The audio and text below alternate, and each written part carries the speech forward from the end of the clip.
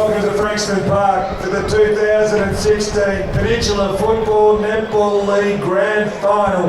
We thank our principal partners, Totally Workwear, the Mornington Racing Club and Bayside Automotive for their continued support. Would you please be outstanding and join in as Craig Sayer sings the national anthem. Australia's all let us rejoice, for we are young and free, with golden soil and wealth foretold. Our home is good by sea, our land abounds in nature's gifts, a beauty rich and rare. On history's page, let every stage advance Australia fair. In joyful strains and let us sing, advance Australia fair.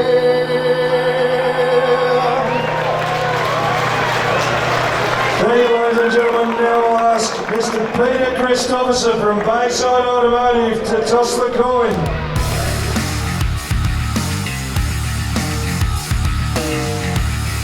Be happy with the build-up and where we're at right now. Yeah, don't blame you either. And looking for a start like you had last time, you know, trying to get off to a real good one. The weather might play a factor. Yeah, obviously we're trying to get a good start. I don't think the game will be like the game a fortnight ago. I think it'll be a lot more contested. I don't think it's going to be a shootout, and hopefully we can control the tempo of the game. Absolutely, mate. Footy can be a nasty bitch sometimes, but I tell you what, on your last one, mate, all the best. Thanks, mate. Good on you.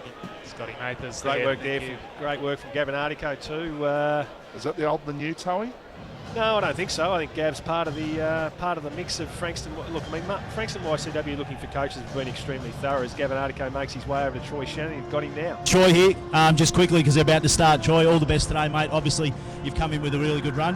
Don't give them a 6-goal start, and you reckon you can run over the top of them? We'd like to think that we've certainly got a little bit of momentum, and certainly probably to say fitter, but I'd like to think not to give them a 6-goal head start would be handy, wouldn't it? Any side, especially these guys. They're obviously a formidable outfit. So. Yeah, and look, credit to you. You've got some young players playing, but they've obviously stepped up, and that shows a lot from, I guess, the responsibility you put on them as a coach. Looking forward to them to just playing a game today, or not having to do a great deal.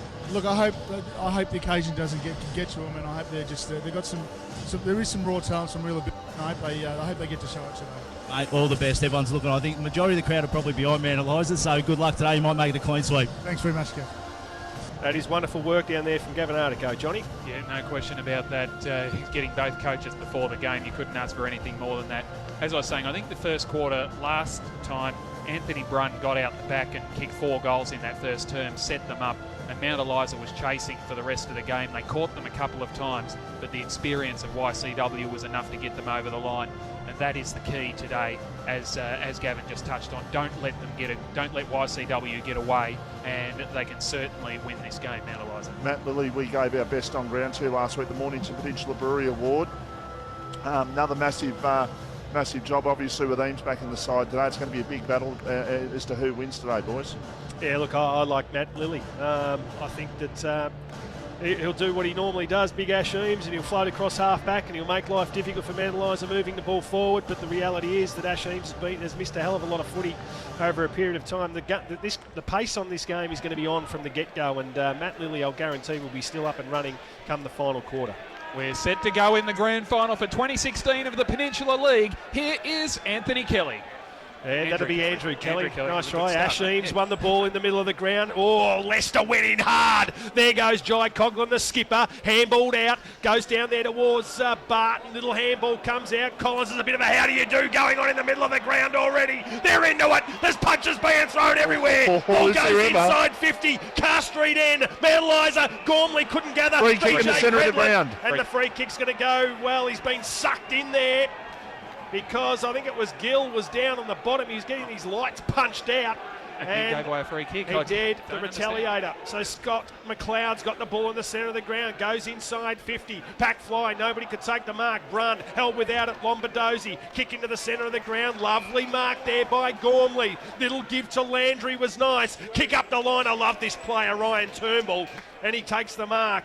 Wheels around onto the right foot. It's Matty Stanley, in fact. Kick the ball up towards inside 50. Pressure on there. Hodgson fell over. There goes a kick off the ground. It's a one there. A goal there to the Mounties, and they kicked the first. And that was through Matty Davis, who slipped out the back. And first blood to the Redlegs. Yeah, fantastic start out the back. 2 or 3 of them slipped over. Davis kept his feet. Remember, he had not kicked a goal all season before the third quarter last week. Kicked 3 in about 10 minutes, and he's got the first one today. So he's really stepping up for the finals after missing the first 2 weeks. Had a wretched run with injury too, has Matty Davis.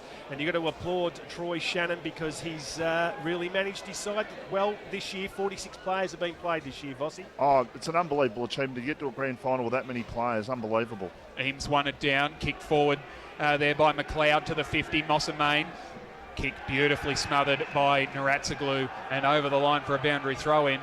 And they're into Brodie Shaw early on. He was the player they loved to hate from Pines last week, Brodie Shaw. And Frankston YCW would have noticed that. Boundary throw in. Eames in the front spot. Lilly at the back, possibly got the tap down. Mossamain tries to go through. He got dispossessed, was possibly held too long. Clayton gets put over the line by Minchington. And another boundary throw in right in front of the packed hill on the Dolphins clubhouse side of the ground. Back into play. Eames again has the front spot. Lilly jumps over top of him with the tap. That's important start to him. Heasley, fantastic player last week. Third in the medal. Kicks back towards centre wing. Plenty of holding both ways. Umpire let it go. Like to see that. And it's thumped over the line and into the crowd by Jai Coughlin. Vossi, have you seen some key matchups just yet? Coughlin will get a free kick here, actually. Just a settling down stage. I'm just interested in your thoughts on the crowd, boys. It's built pretty quickly in the last few Another minutes. one, another snap on. Keep an eye on that. Big fly from Widowson, but he gives away a free kick for a push. Landry and Leicester at it. So there's plenty of... they just got to cool their jets at the minute, man, Eliza, I reckon, Gav. They're giving away a couple of free kicks. Yeah, absolutely, mate. I think it started hot. But, yeah, I think the slides take a little time to settle into it. Jake Lovett takes the mark, members side of the ground for the Stone Cats. Swings onto the left, goes up towards the 50 again. Pack flies, nobody can take it. Collins for the ball, kicks it up towards full forward. The ball one bounce and then it goes over the line and out of bounds. So the YCW Stone Cats kicking towards the bay end here at Frankston Park in the opening quarter. Ball locked inside the member side forward pocket, back into play. Mossamain versus Naratsoglu. That was a shocking tap. Bodley, easy goal. Too easy, and they weren't front and centre there, the Redlegs, and YCW swooped. 1 goal, a straight apiece. We've played 3.5 minutes into the opening quarter. Interesting, Kyle Hutch just injected himself into the game through the interchange, boys, and he doesn't look to be travelling too bad on that ankle. He hurt a fortnight ago, but you know the wonder of the needle. Oh, yes, and there would have been a few vials in the change rooms, I reckon, before the game. Certainly needed some attention on that ankle. We lost him in the first quarter of the second semi-final when they were 6 goals up, and no surprise that the Redlegs came back in the second quarter as a result of that. Just waiting for the umpires, boys. I tell you what, being down there and speaking to the coaches, everyone's going to be nervous, but these 2 coaches are genuinely nervous, and you wonder where that's coming from. A bit of anticipation from Mount Eliza as to what they could achieve. Maybe a bit of, I suppose, dread or regret from YC if it doesn't come off. Ash Eames won the ball out of the middle. Minchington kicks the ball inside 50 to his old mate Brun. Couldn't take the mark. Crashing through Santon. Couldn't get it. Great play there. Gill. Left foot kick up towards the wing position. Lilac able to get his handball off. Leicester kicks it towards Mossamain. Leapt. Couldn't take the mark. Good play there by Naratsoglu. Left foot kick around the corner. A sea of Stone Cats. But the boundary line was the Redlegs' best friend and the ball bounced over there. And it's out of bounds on the members' wing position. 1 goal straight apiece, 5 minutes gone.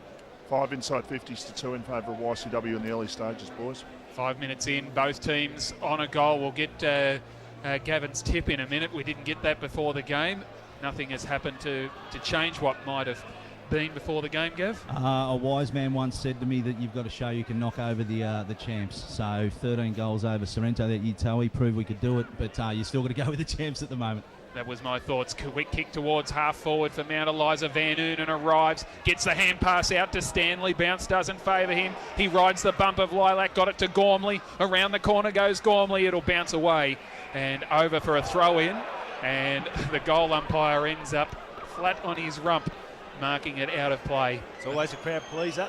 Yeah, everyone loves an umpire going down, and we'll name them in a second, but there's a scoring opportunity here for Mount Eliza. 5 metres around from the behind post. Eames in the front spot, won the tap down. Nankervis swings it around on the right boot, up and under kick. Landry camps underneath it and takes a good mark. He's about 40 metres out from goal. Hard up against the boundary line near the pod bar. Knows his ground well, Gav, played here. Absolutely, mate. If he aims at the right post, this will come around nicely from right to left, and it'll be home. Ben Landry with 13 goals for the season in his 16 games. Runs straight at the target, and it slides off the side of the boot and out of bounds by about 15 metres. So a disappointing first effort for him, and YCW will be able to clear from defence. So the Stonecats to bring it back into play, left forward pocket. You can hear the crowd and our effects mic. Plenty of involvement from the crowd at this stage. Ball goes up towards defensive 50. 1-2. Ash Eames took a contested mark in a swarm of players. Goes out wide looking for Lou Roberts. Oh, umpire giving him the benefit of the doubt there. Bounced over the line and out of bounds. That was out on the full, boys. Yes, it was. Couldn't agree with you more. 3-0 our way. Johnny on the spot. Ball comes in again. Eames versus Lilly. Lily's got to start doing a little bit better in those situations. Looking for the head-high tackle there was Hutchison. Umpire didn't buy into it. And the umpire will throw the ball back up on the wing position, member side of the ground. That was good play there by Lilly. Tapped it down. Hutchison, contested ball. King got it out to Collins. Also, likewise, Roberts. No, it's there. Love it. Through the ball. Umpire said nothing. There's Collins now. He handballed it, but it went straight to Davis. Kicked it out wide. Foot race on. Van Noonen versus Credlin. He got lost there, Credlin. Then he got well tackled when he got hold of the footy. Well done by Van Noonen. Locked in and about 40 metres out from the Redlegs goal. The umpire will throw the ball back up into play. Third man up. It was one down for Mount Eliza. Diving into the contest, unable to break clear. And we'll have another ball up. So about 25 metres around from the Mount Eliza goal. 8 minutes gone in the first quarter. On the Bayside Automotive Group scoreboard, Eames gets a little hand pass, can't find target. Davis gets worried out of the contest. Strong tackle laid there on Capkin. A lot of contested footy already, Gav. Who does this suit? Oh, absolutely suits YC. I think we've already seen when Mounties can get the ball out in the open, they've left a lot of space forward of in the 50-metre arc. So, yeah, YC be happy with this at the moment, especially if they can mongrel it out to sort of centre wing, then reload again. Do it one more time with a boundary throw-in from the ball up. Gained about 10 metres, YCW. Nearly 9 gone in the first quarter. Boundary throw in, Eames and Lilly. Both of them missed it. At the back, Gormley, wrapped up by Nankervis. Did he have Pryor? Umpire said no. Gives him the benefit of the doubt. And calls for the footy. No better player to watch in those situations, though. If anyone can do something there, Gav, it's him. Absolutely. He's very good in that passage of play when it's one-on-one inside forward 50. Eames with a backhander, can't clear the zone. Interesting, boys. I think you'd want to, we've watched Lilly go from behind at the boundary throw-ins. Every ball up, he's looking at Eames before, and he did it again then. And Eames is continuing to beat him. I think, especially the boundary throw-ins, he needs to mix it up. But I think he's got to back his athletic ability because he can jump over the top of him. Fumble from Barry. The pressure now. Davis gives away a free kick for a high tackle. And it's on again, is it? It's going to be 50. So they're giving away stupid free kicks here, Mount Eliza. That's 3 now. Undisciplined play that's given Frankston YCW clear possession in what's been a really tight game of footy. I was going to say shortest 50 in history, but he's still marching the umpire, Michael Davis. Voss, you're following a number of players this afternoon. Hutchison, Mitchington, Collins, McLeod, Brun, Landry, Heasley, Barton, Gormley, Van Noonan for both sides. Ball comes out the back. That was nice play there through Leonard. Kicked the ball up towards the wing position. Wasn't a great kick. And he kicked it straight to the opposition, who went to Byron Barry, who's found some space in the middle of the ground. Gathered the footy, went in short. Bodley. He just gave his opponent the slip there in Amwell. Running onto it there is Bodley again. He's got a couple to beat. Handball over the back there was to LaFontaine. Couldn't gather. Jimmy Amwell gets pulled down. Didn't have the footy. Right forward pocket to the Stone Cats into attack. And the umpire will come in and throw it up again. 10.5 gone opening quarter. One straight apiece in a tight grand final so far. Pack fly again, Naratsaglu. Geez, Jimmy Amwell almost got his head ripped off. Someone's been dropped behind play. That was Sammy Gill. Paul Minchington. It wasn't. In fact, it was Debenham just looking down at him in that situation. Naratsaglu got the left foot. Kicks the ball up the line. He's not going to keep it in. Wasn't a great kick. So the disposal out of defence there, not great from the Redlings. And the resultant free kick will go down there to Mazarak. Totally different game to a fortnight ago already. As Mazarak unloads from 60 to the top of the square, and well, should have marked, went the punch, Bodley. Out the back, Leicester, left foot snap, goal. That's too easy. Goal to Leicester, and the Stone Cats answer with the last couple. 2 straight 12, Man Liza 1 straight 6 behind. You're listening to RPP, the voice of Peninsula football. Wouldn't you like to know that you have the most important things in life under control? But only one thing in this life is certain. And Edward Ted Bull Funeral Services can have that all worked out for you with a fixed price, pre-arranged funeral, so it eases the burden on loved ones. Edward Ted Bull Funeral Services is a proudly Australian-owned family business with 49 years experience. Plan ahead with Edward Ted Bull Funeral Services, built on a reputation of trust and service. Call 9781 5545. Their aim is not to equal, but to excel. Station sponsor. The Redlegs need to answer now. Taken there by Will Mace. Flying shot for goal. Bouncing. How does it bounce? It bounces through.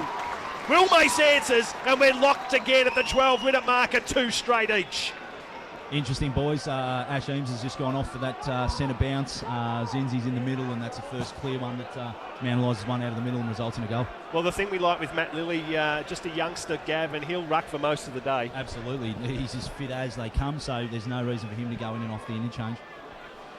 So we're all squared up here in the Peninsula League Grand Final. Frankston YCW 2 straight. Man Liza 2 goals straight, 12 points. 12.5 gone. First quarter. Lilly versus Mozamane again. This time it was Lilly, and then he roved his own ball as he kicked it forwards. Stanton, good work over the back there on Stanley it was. Byron Barry, you're hot. And he kicked it straight out of bounds on the full. Great pressure there from Ryan Turnbull. And the free kick will go there to Matty Davis at half forward member side. In fact, Rowan Heasley takes the footy. Now it goes back to Matty Davis. Already showing signs, Gav, with Zinzi on and Ash Eames off, that Matt Lilly's going to really cause a major problem for YCW. Look, Zinzi's definitely athletic, but I think the thing's going to be now is he's got to compete and smash a body. If they're going to run a ruckman for most of the day, he's going to have to wear him down as best he can. Will Mace, front and centre, roved it inside 50 now. Got some work to do, love it. Gave it to Barry, little handball out was nice, and they're out of trouble momentarily. Went to the wing position, 1-on-1. Naratsaglu versus Lou Roberts. Tried to gather it, didn't gather it, and the ball goes over the line out of bounds. Intensity there from Lou Roberts, questionable. Yeah, I think he was worried about Jane Rats was all over him, which was good defending, but I think some of the forwards need to just call him to boot it up the ground, get some meterage. Mozamane and Lily. Eames is back out there, won that tap down. Snubbed it off the boot of Lambert, trying to work his way through was McLeod. Good play, Nankervis. Copped a solid bump, did Leicester. Recovered pretty quickly. Friendly fire from his own player. And holding the ball has been picked out here. Yep, against Collins, it will go to Booth. So interesting story for Booth too, Gav. We heard that he'd injured himself. Oh, great mark, Will Mace. Just darted in front of Byron Barry and took the mark 50 metres out from goal. And going back to Darren Booth, we'd heard a rumour leading up to last week's game that he'd re-aggravated a thigh strain, but it wasn't the case. We spoke to Troy Shannon, the coach, and just said that he didn't get up from the week before, so he'd had a couple of weeks off. He's, for a long period of time now, been one of the best rebound defenders you've got, so you want him out there. So Van Unen's got it now. Right foot snap around the corner was cute. It was so cute that he ran to the boundary line and celebrated with his supporters. Didn't take long for Eames to get back out there, boys. Probably about a minute and a half. And the recruit Star kicks his third goal, 50 goals in 13 games this season, so he hasn't had a big impact, but he has an impact, Gav. Yeah, coming in and out 50 goals at any stage in a whole season is good. I know he's a key forward, but to come in and out of the side, that's still a good effort. So they've kicked the last two, Mount Eliza. And they've had 6 of the last 8 inside 50s with Mount Eliza's way. It's 8-7 in Mount Eliza's way at this stage. Mornington Peninsula Breweries bringing you all their special comments and statistics there from Michael Voss this afternoon as Leicester. He was trapped in the centre. Oh, he went through hard. There was Gormley. Eames almost took him out. Stacks on the mill, and the umpire will come in and bounce. So 6 points early going. Mount Eliza have weathered the storm a little bit here. We thought it would favour YCW, the in tight and tough, but so far the Redlegs doing well. Trying to barge his way through was Debenham, couldn't do so. Big tackle laid on Lilly, but he didn't have the football. So Matt Lilly will take the free kick, just the defensive side of the centre circle. He'll chip it out wide, and they can build here. Barton playing at half back, which is a nice luxury for them to have, because he's a good user of the footy, Barton. David Barton kicks it long down towards half forward. Eames gets the front spot. He was helped out by the shepherd from Byron Barry, and he took the mark. It's his roll, Ash Eames. Little chip, and Leicester on his own have deliberately worked the footy forward. What did Mount Eliza do there? You're the coach of Mount Eliza, Gav. Do you make sure that Eames is accountable across half-back? Because he takes marks uncontested all the time. I think the thing about Eames is you want to make sure you're using your ruckman. All he's going to do is take a tap and drop back. He's not mobile. He can't get around the ground. So what Lilly needed to do then was chip the ball out wide to the wing to Barton and then move to a dangerous spot and try and drag Eames out the way. But if they let him run like that, my advice to the boys would be use Lilly as much as you can, and he's going to have to work to get into those dangerous spots. Ball back into play, outer side, underneath the Brian Mace grandstand. Lilly won the tap down, trying to work his way through is White. Whistle on play, White was held, and he'll get the free kick. Tried to go on with it, but it's got to come back. Luck's a fortune because he kicked it out of bounds on the full, so the umpire brought him back. Excuse me, is Alec White on the Frankston City side. There's Eames parked across half back again. This time they use the footy better. And this is Lambert. Jimmy Anwell. He's got the 40 on the wing. Brian Mace grandstand side, kicks the ball up towards the 50-metre line. The ball just sits. Everyone attacks it. Good play there. Love it. Got a handball out. Got some work to do now. McLeod put his head over the footy. Needed to win that contested footy. He did, but it went to no one in particular. Little dribble kick from Turnbull. Didn't come off. Handball comes out. You're in trouble holding the ball. That is against Michael Debenham and Will Mace, who's causing some early problems for the Stone Cats up forward. Kicks the ball to Lilly. He's got 3 to beat the big fella. Almost pulled it off. It's Gill, in fact. And he tried to lock the ball in. Spills out now. BJ Credlin, left footer, centre half back team of the year. Kick the ball out wide. Brun a long way from home. It's 1-on-1. Anwell up against great play Bodley. It's Lou Roberts, in fact. He's got an open 50. Has a set shot. Wasn't a great kick. Could have kept running. Why wouldn't you run that in? Guys, I don't understand why he didn't stop and let his paceman run past him and then just chip it out into open territory. Lou Roberts coughed it up. He had nothing ahead of him. 50-metre line was all that was in front of him, and he skew whiffed it to the right. Boundary throw in. Up they go. Mozamane. Here comes Lou Roberts again. Left foot snapper goal. Barton gets back, punches it through. Right on the line. So the first minor for the afternoon, YC 2-1-13 Mount Eliza. 3 straight 18. We've played 19 minutes in the opening quarter. So the Redlegs still holding the upper hand. Grand finals can make you do silly things, boys. Lou Roberts would love to have that one back, I'm sure. He obviously didn't back his own pace to outrun them, but it's coming back in here for Debenham. He goes towards the forward 50. Lambert will get caught as soon as he gathers. Good work. Got the hand pass out. Lombardozzi sends the kick out wide towards the wing. Spinning into trouble is Riley Hodson, and he's in all sorts of trouble here. He gets away with it. And we'll have a boundary ball up, I should say, right in front of the Frankston YCW bench. The Stone Cats supporters on the hill making plenty of noise. What sort of throw up is that? That's a terrible throw up, and it gave no one a chance except for Eames. And that'll end up, I think that's out of bounds on the full. Hang on, there's no revision here. The umpire was 2 metres from. The boundary umpire is saying, I'm not sure. So he asked the field umpire. The field umpire said, well, if you're not sure, just throw it in, which is the right decision in the end. Boundary throw in on the wing. Eames in the front spot. One down by Hammond at the back. Off the ground goes Lilac, only as far as Turnbull. Kicks towards half forward. Getting back there is Nankervis. A fumble. He needs to hold it in here without giving away a free kick. Nankervis, he's going to be gone. He's going to be gone eventually. No, he's not. He got it out and they locked it back in, Mandelizer. Riley Hodson got ball watching, boys. He's about 25 metres off that contest, right up and down the line. Mandelizer had two blokes free inboard. The way they were, the way the umpire was sweeping there, I thought he was going to give it, but changed his mind, and we'll have another ball up. 20 and a half minutes gone in the first quarter for the Mornington Peninsula Brewery. What you don't want is Booth sitting loose across the middle of the ground there. Yeah, Minchin is going to pick him up. So Jimmy Hammond, he got the tap out. He's just giving the chop out now to Lilly. Ball goes up towards centre half forward, spills over the back. Barton versus Minchington. Good play, Barton. Got the handball out. Zinzi Mozamain couldn't pick it up. Got it now, Heasley. Little give to Sam Gill, usually a good user of the footy. Goes up towards half forward. Read it well, Byron Barry. Always does. Little handball over the top to Coughlin. Took his eyes off the footy. Barry followed up. Taken out there by Ryan Santon. Shocking kick. Straight down the throat at half back. Went straight down the throat of Jay Naratsaglu. Member side of the ground, 21 and a half gone. First quarter, Mandelizer 18, YC 13. Goes up towards half forward again. Good play, Byron Barry, front and centre. Little give came out there towards Santon again. Just jammed it on the foot. Up towards half forward. Mozamain was happy to see the boundary line. The ball rolled over and out. Right in front of the big members stand here on the members side of the ground here at Frankston Park. Half forward line. The Bay end. Up they go again. Tap down. Good play. Little tap over the back there from Mandelizer. Comes down to Lester, though, who sharked it nicely. Kicks it inside. Barton goes back. Couldn't take the mark. Almost did. He was pushed off the ball, though, and he'll take the free kick. So Barton, inside defensive 50. Hasn't got much movement for him. It's a dangerous kick. Gill had to wait for it. Santon made the spoil. Naratsaglu arrives. Then he left the football behind. Lambert throws it on the boot. Off the ground, just get it out of here. And he did get it out of there, and we'll get a boundary throw in.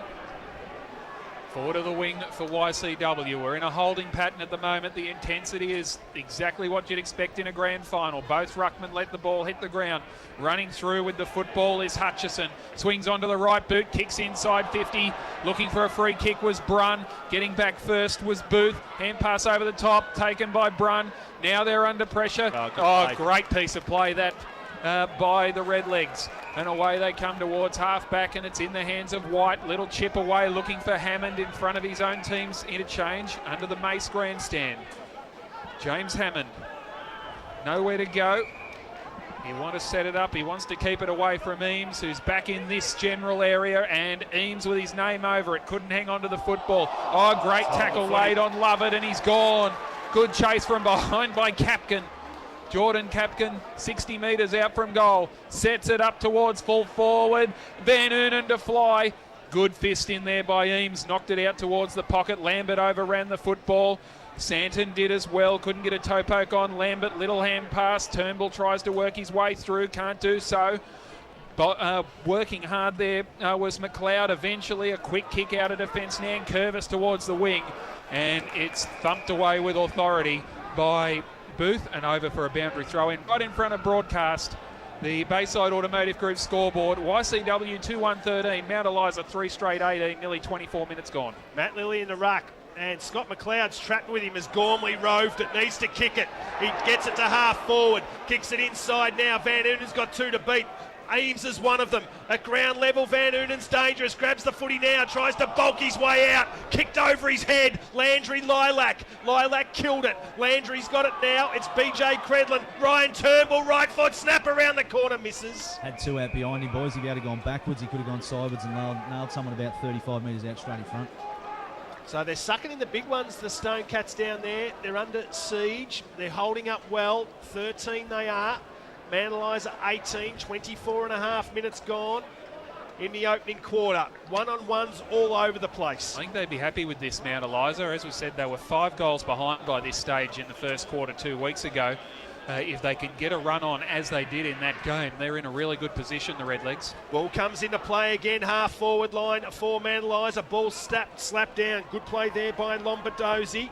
kicks the ball spills out to Heasley. He's got someone wide, it's Barton, just unloads with the one leg, kicks it up wide. Oh, almost took the mark there was Booth. Ball hits the deck, plenty of players in the pack, and the umpire eventually will come in and bounce. We heard Troy Shannon yesterday, Toey, say that the stoppage time scenario for Mount Eliza is a thing that they'll be really guarding about today, like conceding late goals in the first quarter and the second semi. There he is. It is Jimmy Clayton. Handball comes out. Heasley got tackled without it.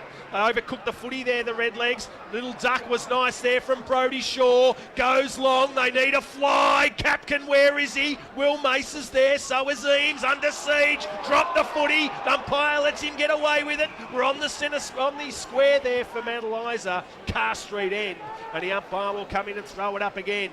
10 metres out from goal, 18 plays 13, 26 minutes gone, Turnbull went without it, YC working hard, Coughlin gets a little give out, wasn't a great handball, puts his teammate there in Hodson under pressure, McLeod's got it, defensive 50, members side, goes up the line, Brun, there's a free kick, it'll go to that player, play on's the call, little give was nice to Lou Roberts, he's got the footy, umpire called play on. Jaden Ratzaglu's got to come behind his mark. Roberts can't get away with that one. There's a bit of push and shove going on out there. Umpire in full control. And on the members' wing here at the Car Street Oval, Lou Roberts will take the free kick. Jaden Ratzaglu will stand the mark. We've played 26 and a half opening quarter. 5 points the difference. The Redlegs in the lead. So Roberts now, the ball comes back to him. Right on centre wing in front of the Stone Cats interchange bench. Sets it up towards centre half forward. Big pack to fly here. And with strength in the front spot, Bodley. Taking a mark is Bodley. No, it's Widowson. Widowson, who just camped in the middle of it, judged the football best and brought it down. 40 metres out, 45-degree angle. And he can give YCW the lead. It's been about 9 minutes since we've seen a score. Here's one of these goals in time on, Bossy, that you were talking about. Troy Shannon talked about was critical yesterday morning. Absolutely, and these are the ones that kill you, considering they had probably a good 3 or 4 minutes of attack down inside their 50. He's hung it out to the right, Widowson, so a let off there for Mount Eliza. 2-2-14 Stone Cats, 3 straight 18 Redlegs on the Bayside Automotive Group scoreboard after 27 and a half minutes. Ball comes back into play. Heasley about 30 metres out. Then he gives a little handball off. That was nice. Found Harper Leonard. Kicks it out wide. That was a terrible kick. Oh, Coughlin, I reckon he heard a voice or saw something or thought of something because he just let the footy go. I think they're called footsteps, Toey. Yeah, okay. I gave him the benefit of the doubt. That's why Gavin Artico is providing special comments this afternoon. As the ball comes back into play. In the ruck, it'll be Lilly versus the big fella in Eames once again. Lilly got his hand to it, then tapped it out wide. He's going to get there first, McLeod. Oh, Heasley got one around the chops. Umpire was blindsided. Up they go, big Eames. Should it be a free kick there against Landry? Umpire said no. Kick off the ground there came from Coughlin. No, it was from Landry. This has been well umpired, boys. They're letting them play. Yep, they are. I couldn't agree with you more as Scott McLeod's got the footy on the wing. Right in front of our commentary position. Goes long towards half forward. He wants Minchington. Pack flies. At the fall of it there was Hutchison. Wants to handball it out. He did so. Naratsaglu will be happy to see the ball over the line out of bounds. About 60 metres around from the Stone Cats goal. We've played 28 and a half minutes. 4 points the difference in favour of the Redlegs as the ball comes back into play again. Lilly over the back. Eames just smashed it towards the boundary line and the umpire will throw the ball back into play once again. 55 metres out. 10 seconds left. So they just need to hold it up here. Ruckman to go at it. Can they get a late one? YCW. Tapped on down by Eames. Lilly. Eames has another go. Quick kick away from Leonard will do it for this first quarter. And the short siren ends the first quarter of the 2016 Peninsula Grand Final. A tight tussle, a hard struggle, and it's Mount Eliza who come out on top with a 4-point lead at the first break. Redlegs are 3 goals straight 18, leading Frankston YCW 2-2-14. It was 8 goals to 4, I think, or 3 at quarter time 2 weeks ago. So a totally different game, and Mount Eliza will be pretty happy with that. Goal scorers, Lester and Bodley for the Stone Cats.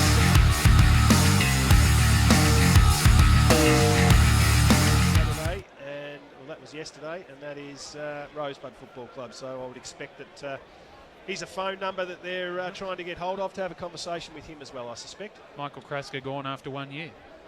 Yes. Surprise there. His call or club's call? Club's call. Right, okay, very interesting one there. I suppose when you're defending a premiership and you don't win it, it puts a lot of pressure on, doesn't it?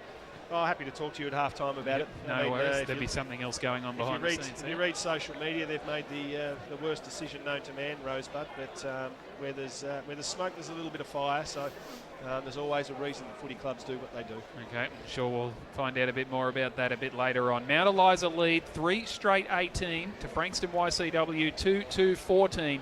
Entering the second quarter of the 2016 Peninsula Grand Final for the Telstra stores of Mornington and Rosebud. I'll get it right this time. Here is Andrew Kelly. Good on you. And I won't call you Frank Rhodes as a result of that, as the ball's won there by Landry in the centre of the ground. Caught one a little height. The umpire will come in and bounce. Centre of the ground. The Redlegs are in the lead. Certainly not in control. No one has taken control of this match so far as Eames and Lilly. Good work there by Lilly. A couple of smacks in the faces there from both teams, and Eames, I think, was the retaliator and copped it. So I reckon he got one first as the ball comes out to Landry now from Lilly. Goes inside 50. Wasn't a great kick. A couple of Frankston YCW players flew against one another, but it was Byron Barry who won it. Outer side of the ground. Goes up towards the wing. That's a nice mark taken there by Jack Mazarak.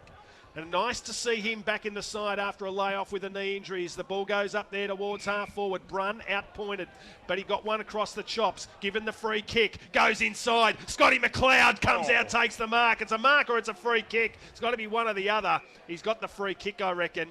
And I reckon he had enough of it to be paid the mark as well, as Tony Lester gives the pill back to him now. And Scotty McLeod will have a shot for goal from 48 in the first minute of this second quarter.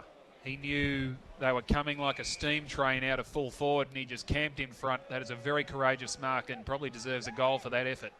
Be lucky to get the journey, though, as he kicks it to the top of the square. Pack flies. Umpire's found a free kick. It's going to Mount Eliza, and it will go down there towards the gun that is in Carl Lombardozzi. So he's got the ball in the defensive goal square. The Stonecats kicking to the Car Street end in this second quarter as he goes towards the defensive 50. Lily's got a fly, almost took the mark, couldn't. Ball spills out, Mazarak got a handball out, Coughlin on the move, couldn't gather it. And Jimmy Clayton was hot on his hammer and the ball goes over the line. Interesting that they didn't make the distance on that kick, boys. I know Scotty McLeod's not the biggest kick, but the wind's definitely picked up and it's blowing from the church diagonally across to the main gate, Car Street end.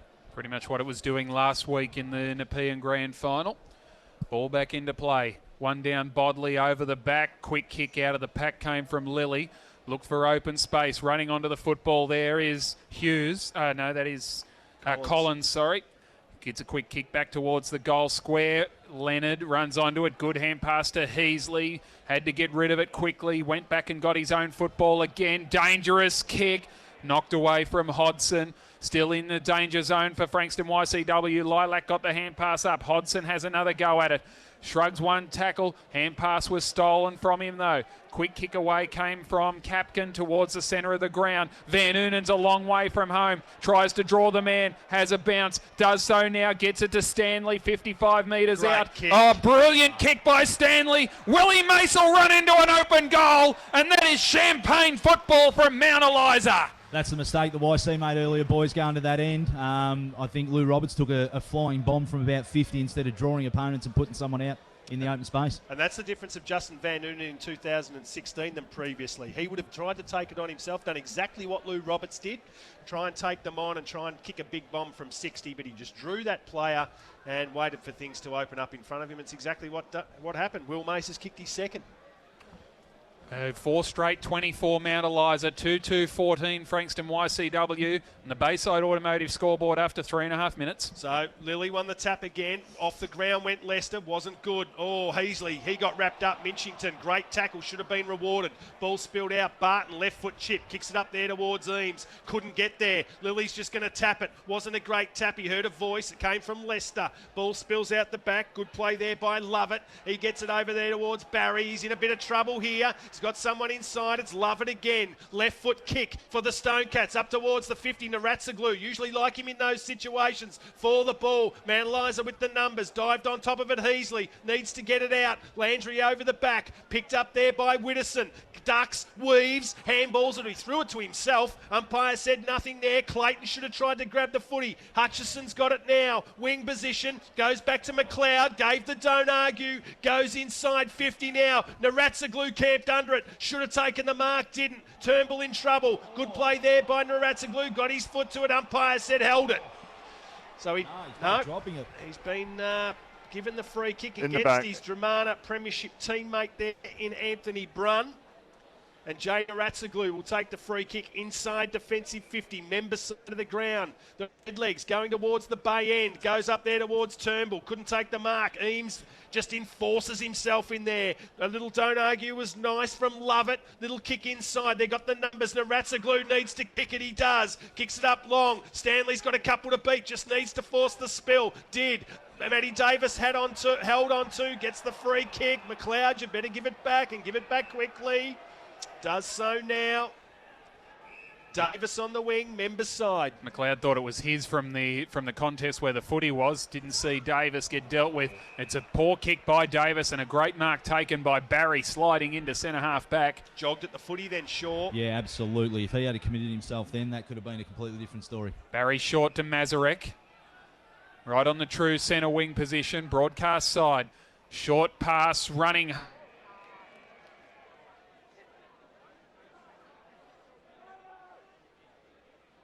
There's a kick to a one-on-one contest, and it's made for Hodson, who couldn't take the mark. Arriving was Lester. He's been pretty good. Kicks towards half forward. Mossamain to fly. Couldn't take the mark. Gill front and centre. Throws it on the boot. Up towards centre half forward.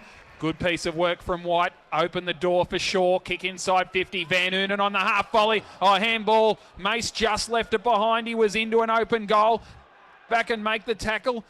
Ball out the back. White lays his own tackle. Boys, that's exactly what YC were happy with the first three kicks up the line. Is exactly what they spoke about at the huddle, and then all of a sudden the shank of a kick that turned out to go towards centre half forward, that's the one that opened them up. But it's amazing. YC seemed very slow and stagnant around the forward line, whereas Mount Eliza got plenty of zip. Blood rule here for Frankston YCW. Mincho off. Bleeding from the left eye, so they'll deal with that and get him back out there. Willie Mace was into an open goal if he hadn't have fumbled. It's too hot, the ball. Van Oonen a little bit quick on the handball. Oh, great piece of play. Hit this from McLeod, getting, or Lilac was it? Gets Hutchison. it out to Hutchison, third go, right? Into the centre wing position. Santon grabbed, dispossessed. Widdowson grabbed his man without the football. Lambert, play on's the call. Ball slapped back to the advantage of the Stonecats. Oh, Mazarek slung through a tackle beautifully and then let himself down with the kick. Naratsaglu plays on. Dangerous, but it'll get there. Finds White at centre half back. They can build Mount Eliza. In two minds is Zal White. Short ball to Davis. Steady as she goes. The lead came from Mace. That's been ignored. It's interesting that they're playing through Will Mace with Byron Barry zoning off, Gav. That's right. And I think at the moment, I'm surprised that Mount Eliza haven't looked to change direction every opportunity. Davis loads up towards full forward, but there's a whistle behind the play. It was a throw. Throw to Davis, and it'll come back. Good pick up there, Toey. And the free kick will go to Mazarek just behind the centre circle for YCW. Heasley's had 10 boys and McLeod's had 8 to 2 leading players for both sides that we're tracking, but Heasley probably still feeling the effects from being hit over the head a few minutes ago. I'd like to compare those two, Vossi. I know we can't, but I know Scotty McLeod's have been a lot of contested footy. I'd still like to see Heasley get the ball forward to centre and be more damaging. Here's McLeod again, takes the ball at half forward for the Stonecats. Still too far out to score.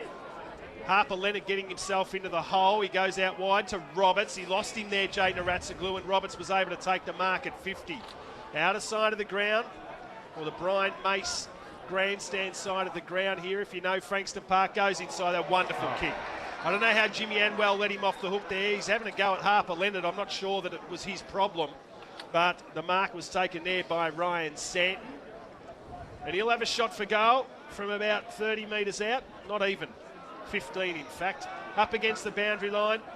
A notable goal kicker is Ryan Santon, also named in the Team of the Year in 2016. And this to draw the margin back to 4 points. The umpire behind the goals did a hell of a lot of work, and the result was a behind. So they move on to 2 goals, 3, 15. The Stonecats, Manly are 4 straight 24. 9 minutes gone in the second quarter. They'll have another go at bringing this football back into play.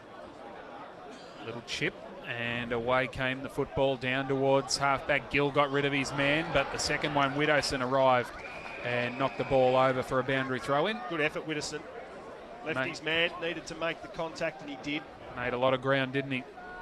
So right in front of the pod bar here at Frankston Park. Ball back into play.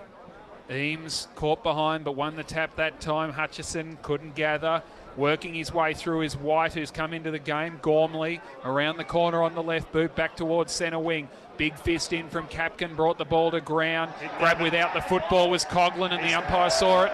Just got to tidy up Shaw.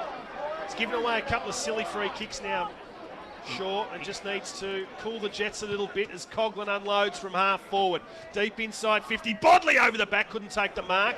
Gormley at the fall of the ball for Mandelizer, kicks the ball to the wing. Pack flew, great play there by Lovett. Turnbull hasn't had a lot of it, trying to get the handball out now. It's held to him. You hear the screams of ball from the Stonecats fans, but the umpire said he had no prior.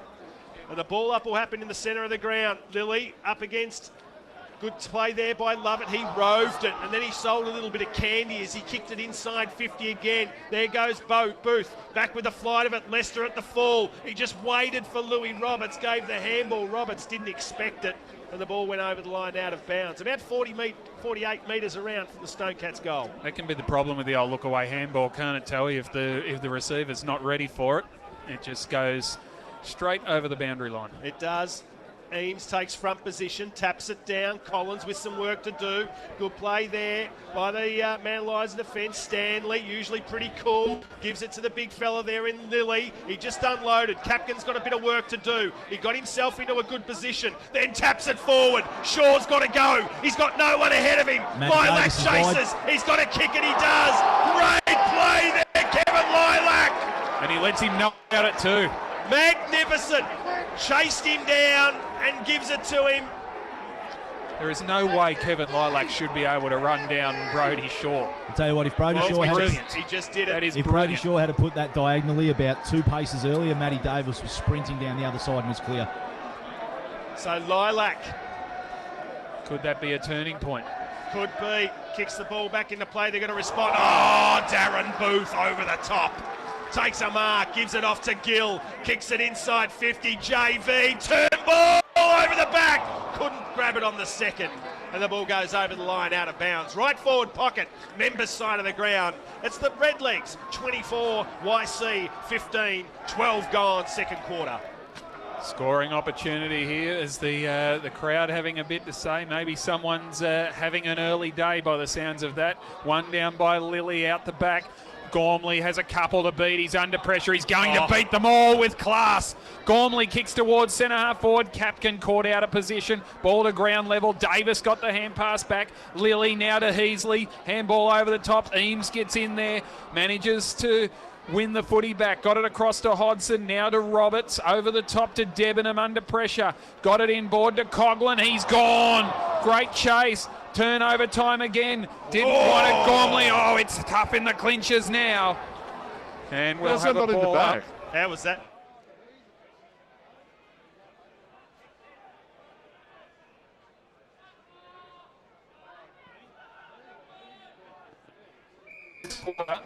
And unable to keep that football in is Collins.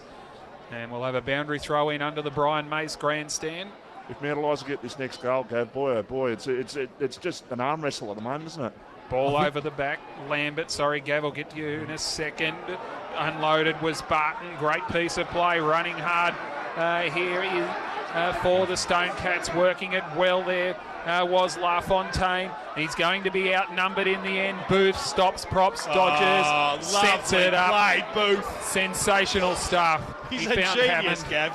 That mate, I love watching him play. Hated coaching against him, but love watching him play. Hammond to centre half forward. No mark able to be taken by Turnbull. Quick kick away for the Stonecats, and they can build with McLeod on half back. So McLeod's got the footy now. As Jonty said, half-back went out towards Brun. Wasn't a great kick. Boundary line beat them right in front of the Mount Eliza coaching area. Right in front of the Brian Mace grandstand. Back to your question, Vossi, you're 100% right, mate, because there's not been a lot of scoring for all the general play. And even on that, YC broke, and, you know, that overlap run through the guys who just contested out this side to get across the far wing, it doesn't seem to be there. So the ball's in the centre of the ground. Gormley went crashing through. He was wrapped up. The umpire will come in and bounce again. It's now 24 plays 15. It's now 11 minutes since the goal from Willie Mace and 5 minutes since Santon's behind. Ball spills out towards Debenham.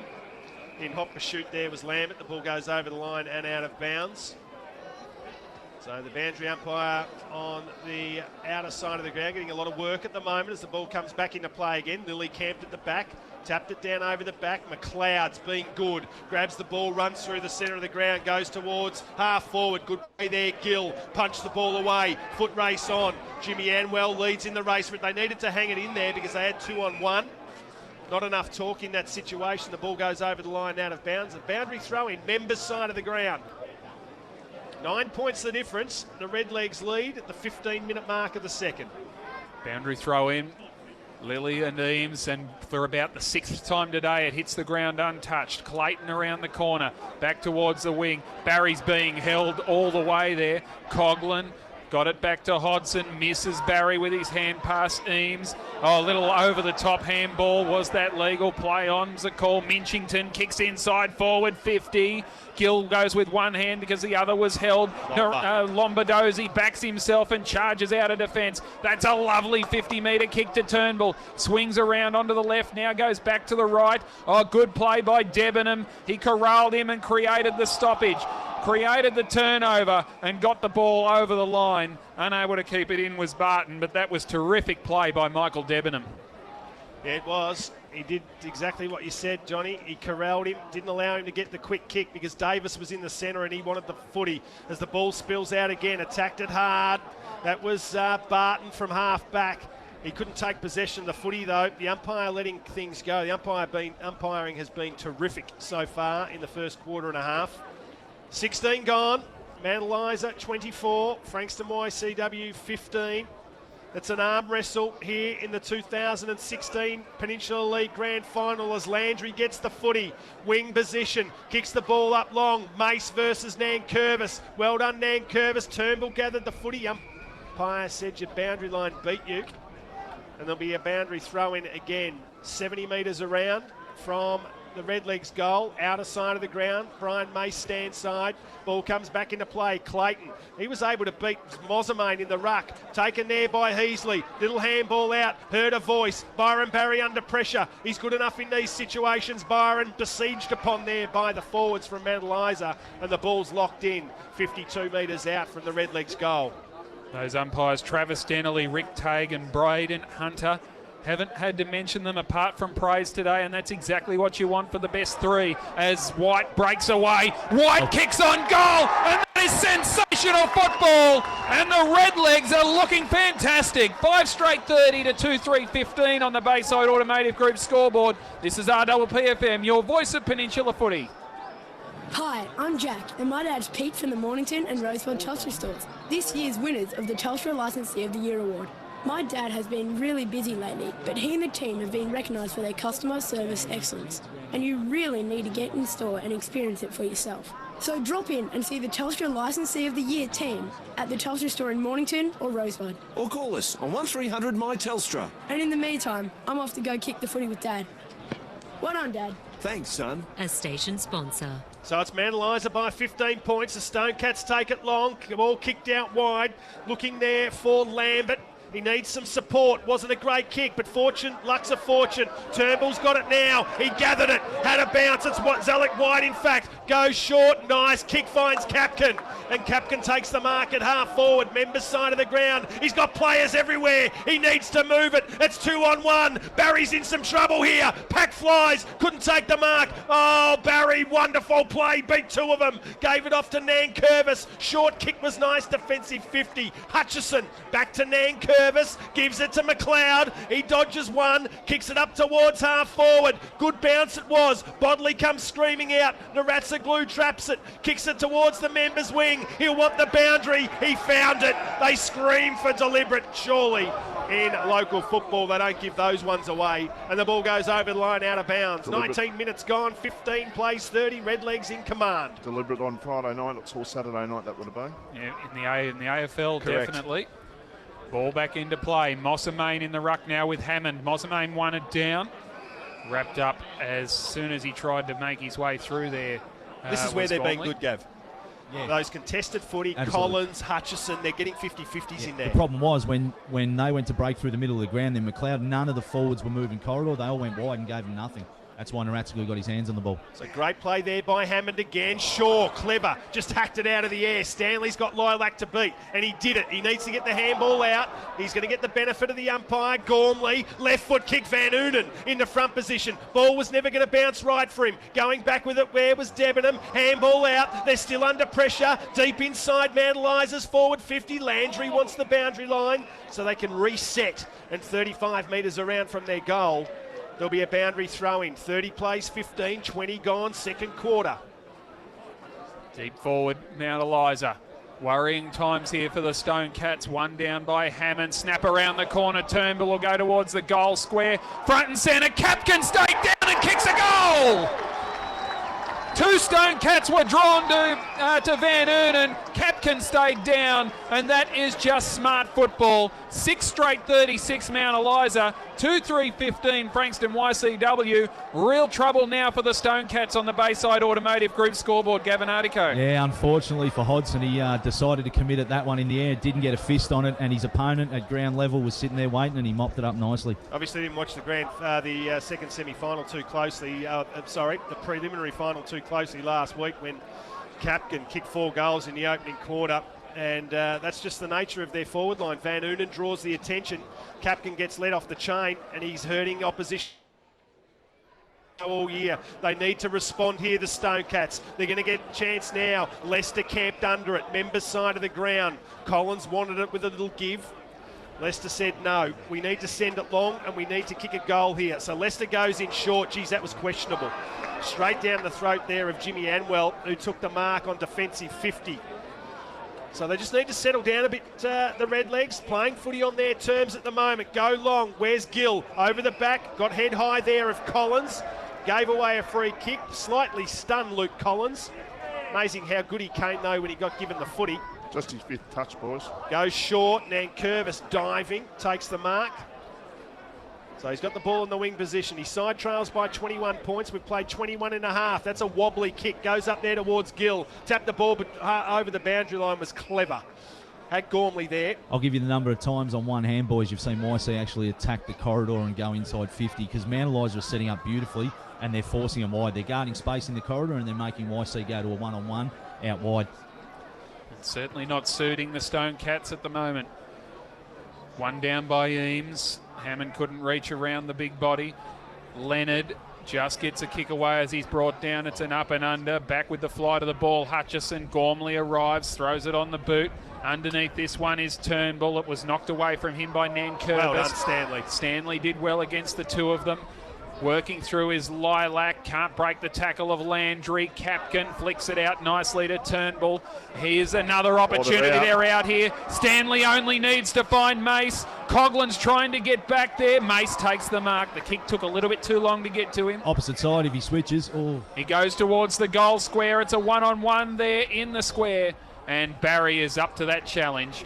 And with support coming late from Credlin, sees it over for the first minor for Mount Eliza. 6-1-37, YCW 2-3-15 on the Bayside Auto scoreboard after 23 minutes. I think he'd like his time back, Selleck wide. He looked for the body contact from Byron rather than just attacking the footy, and that's what Byron wanted. Absolutely. He just run and jump at highest point, and he's going to take him to the footy every time. So Byron Barry's got the ball now, defensive 50. Kicked it straight down the throat there of Stanley. Lilac was in his back. Umpire said no. In fact, I'll correct. It wasn't in his back. It was good play there, 50-50 ball. They slid in together. And Stanley, a bit slower to get up. Lilac got both hands over the head. As the ball goes up again, Hammond up against the big fella in Eames. Hammond did well at ground level. Little left foot kick. Mace just trying to get a handball out. Landry got a little left foot kick. Lester camped at the back. It's Nan Curvis. Well tackled there. Caused the spill. That was Capkin. Then he goes again. And they hold the ball inside 50. Mandeliza, good tacking, good forward pressure. Yep, absolutely. That seems to be the difference at the moment. Holding it until they get a score. And YC have let theirs come out because they've had lack of numbers.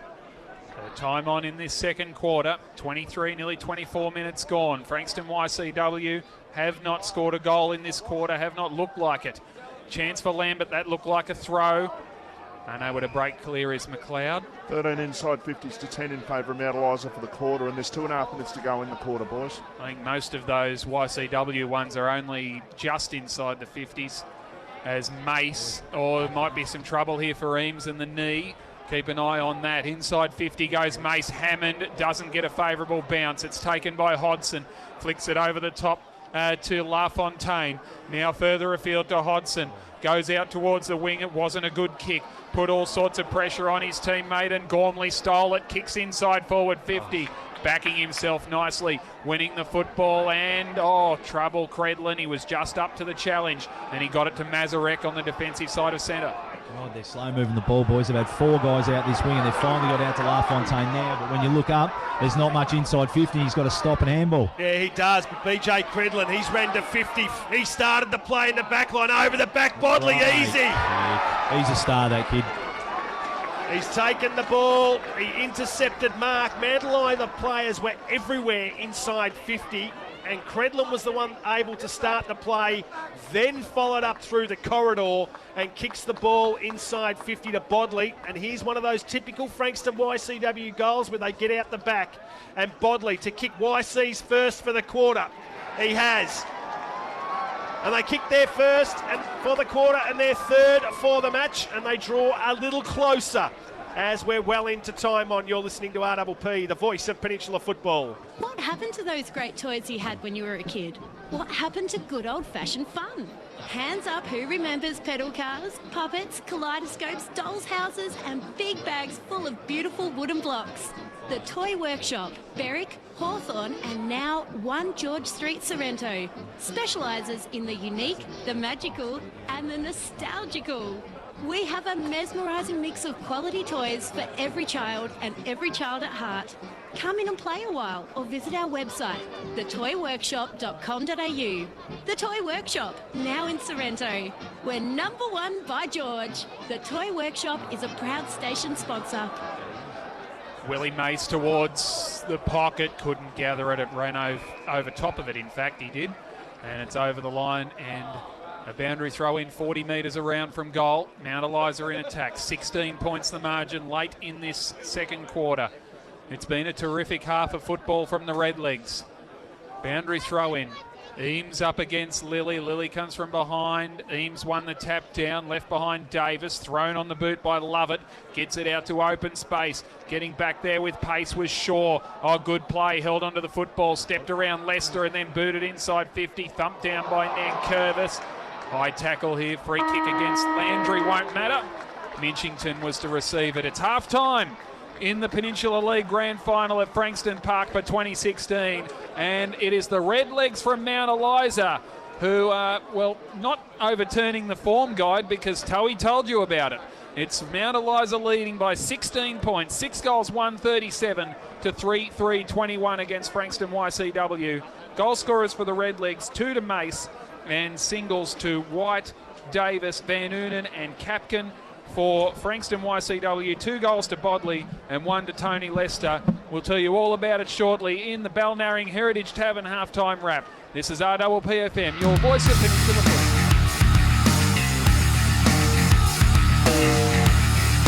Footy on the outside, that's the key for them. They're just not winning the footy in contested. That's where their strength is, Frankston YCW. They win that contested footy and then they've got outriders who can get on their bike and go. And they just have been a little bit, they haven't been fortunate enough to be able to do that.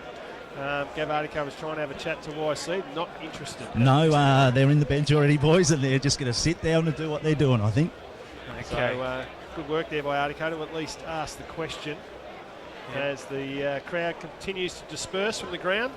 It's fantastic to be able to have that sort of access, isn't it? Even though even though it's all business for YCW right now, to have the coaches before the game and Troy Shannon there at half-time is just terrific. Troy's just been a wonderful friend of RWP in 2016 especially, but even years prior to that involved in the league. Edith Vale Aspendale is the coach as well. He's been wonderful.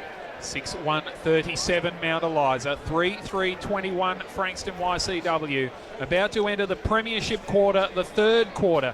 Mount Eliza looking for 3 premierships in one day. Frankston YCW looking for 3 senior premierships in a row. It's all about the hat trick. The umpire holds the ball aloft, and here is Andrew Toe Punt Kelly. So Eames versus Lilly back in the ruck again. Eames won that one. He then roved it, gave it to McLeod, kicked the ball up towards the 50-metre line. Good play, Naratsaglu, won the ball, gave it off there towards Gill.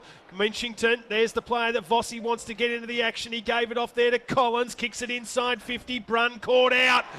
Go, Gadget Man got his arms in the air though, Anthony Brun, and he took a contested mark and a nice one at that against Gill. Even the first 30 seconds, Minchington, Collins, McLeod and Brun, four of their better players on their list, and they're all had a touch early, so that's good signs early. How many in the first half for Brun? It wouldn't have been many, Vossi. You've got him on your list there? Just the 4.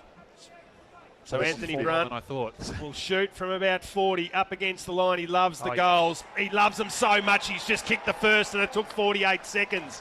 The Stonecats draw first blood in the third quarter. 4 goals, 3-27. And Mount Eliza 37. Back to a 10-point ball game. And they're right back in at the Stonecats. Just the start they wanted in the third quarter. He'd be pretty happy with that, Scotty Mathers. Obviously all business, Gavin. Yeah, he was. You can't blame him. His team's down at team was down at half-time. Looked very serious, but yeah, we got stuck with not being able to hear a great deal because of Hunters were playing in the background, whoever it was. But no, Scotty's all business. Got you loud and clear over the top of the half-time entertainment, Gav, as the ball goes towards half-forward. McLeod got poleaxed. Should have got a high tackle there, I would have thought. And the umpire was on the other side of the contest. Didn't see that. We'll let him off. They've done a terrific job so far today. Lilly over the top, won the tap down. Quick kick off half-back. Came towards the wing. Mossamain ran hard. In the other direction was Barton. It was Barry who put the kick out in that direction. Come out with much better intent, YCW, in this quarter. They look harder at the contest. They've already stepped it up a notch, no question, in this first couple of minutes. Ball back into play. Eames to the front spot. I reckon the riot act might have been read over there in the visitors' rooms. Or the home rooms, I should say, for Frankston YCW. And a free kick off the ball goes to Lester. He's going to drive it short, drive it forward, I should say. He does go short, and he misses the target. Running underneath the football there was Roberts. Turnover time. Heasley got caught. Tripped. Was it caught? Tripped, whichever way you want to call it. It should have been a free kick one way or the other. Ball came out towards the wing. Chance for Gormley. Caught, slung, and pinged. Well, again, that's the rules that are different. In the AFL, that's a sling tackle and it's a free kick. Here, it's holding the ball, and they are up a notch here. It's with Bodley. Kicks up towards full forward. Brun from the back. Couldn't take the mark. Front and centre, Leonard. Can he get the footy out? Brun dives into the contest. Widowson at the base, and we'll have a ball up. They're making their move here, Frankston YCW. They know that they need to be good in the opening minutes of this third quarter, get themselves back into the contest and give Mount Eliza something to think about. They've got to respond, the Redlegs. Out it comes. A quick kick from the pack goes for Mazarek, and it's off to the near side, so through for one behind. 4-4-28 YCW, 6-1-37 Mount Eliza. 3 minutes gone in this third quarter for the Bayside Automotive Group. It's a question of how good Mount Eliza are, whether they can go with them, Towie, on that thing. YCW have stepped up. Can Mount Eliza raise their level? Need to respond. Second semi-final proves that they can rise the level again. Good play by Ann Will. Tapped it down. Jimmy Clayton, front of centre. Left foot snap. A C of Frankston YCW. Coghlan does the ball sit. He's in some strife. Good play there by Capkin. Going hard at it there was Riley Hodson. Oh, that's harsh. It is. He jumped in the air and, well, he got the free kick, Hodson, on the wing position. Kicks the ball up towards the 50-metre line. Couldn't take the mark there was Heasley. Went without it. Mossamain went out the back. Little left foot chip around the corner came there from Naratsaglu. Goes up there towards the 50-metre line. Was BJ Credlin. Too good there for Van Oonen. Good play there by Lilac. Gave it back to Credlin. Little short chip was nice. Defensive 50. Now it's starting to open up for them. Lovett's got the ball in the centre of the ground here at Frankston Park. Kicks the ball out wide. Minchington. Good mark out in front of his opponent there in Leonard. Plays on. Kicks it inside. Great play. Anthony Brunn got rid of his opponent in Lombardozzi and takes the mark. And he'll have a shot for goal from 50 out of side of the ground, kicking towards the bay end in this third quarter. Yeah, this is danger signs just now for Mount Eliza. Anthony Brunn starting to get his hands on the footy. If he puts this through, they're back within a kick. Toughest kick on this ground, that spot, boys. So Anthony Brunn comes in for his second goal. He put his hands in the air the minute it left the boot and then gives Mount Eliza supporters a little to think about. And we're back to a 4-point ball game in the 2016 Peninsula League Grand Final. Great effort by YCW in the early stage of this quarter, and as I touched on, Dave, you might have been making way up the stairs, but the Tremana connection that you know very well, they're getting their hands on the ball this quarter, and they're showing really good signs for the Stone Cats. Yeah, and I think that's what we're talking about at the break, is those two are really good on the lead. There's not many people that can keep up with them, and that was a perfect example. Mincho's was a little bit sideways, but Brunny's was a lead straight at the footy, and I think that's what you need to do.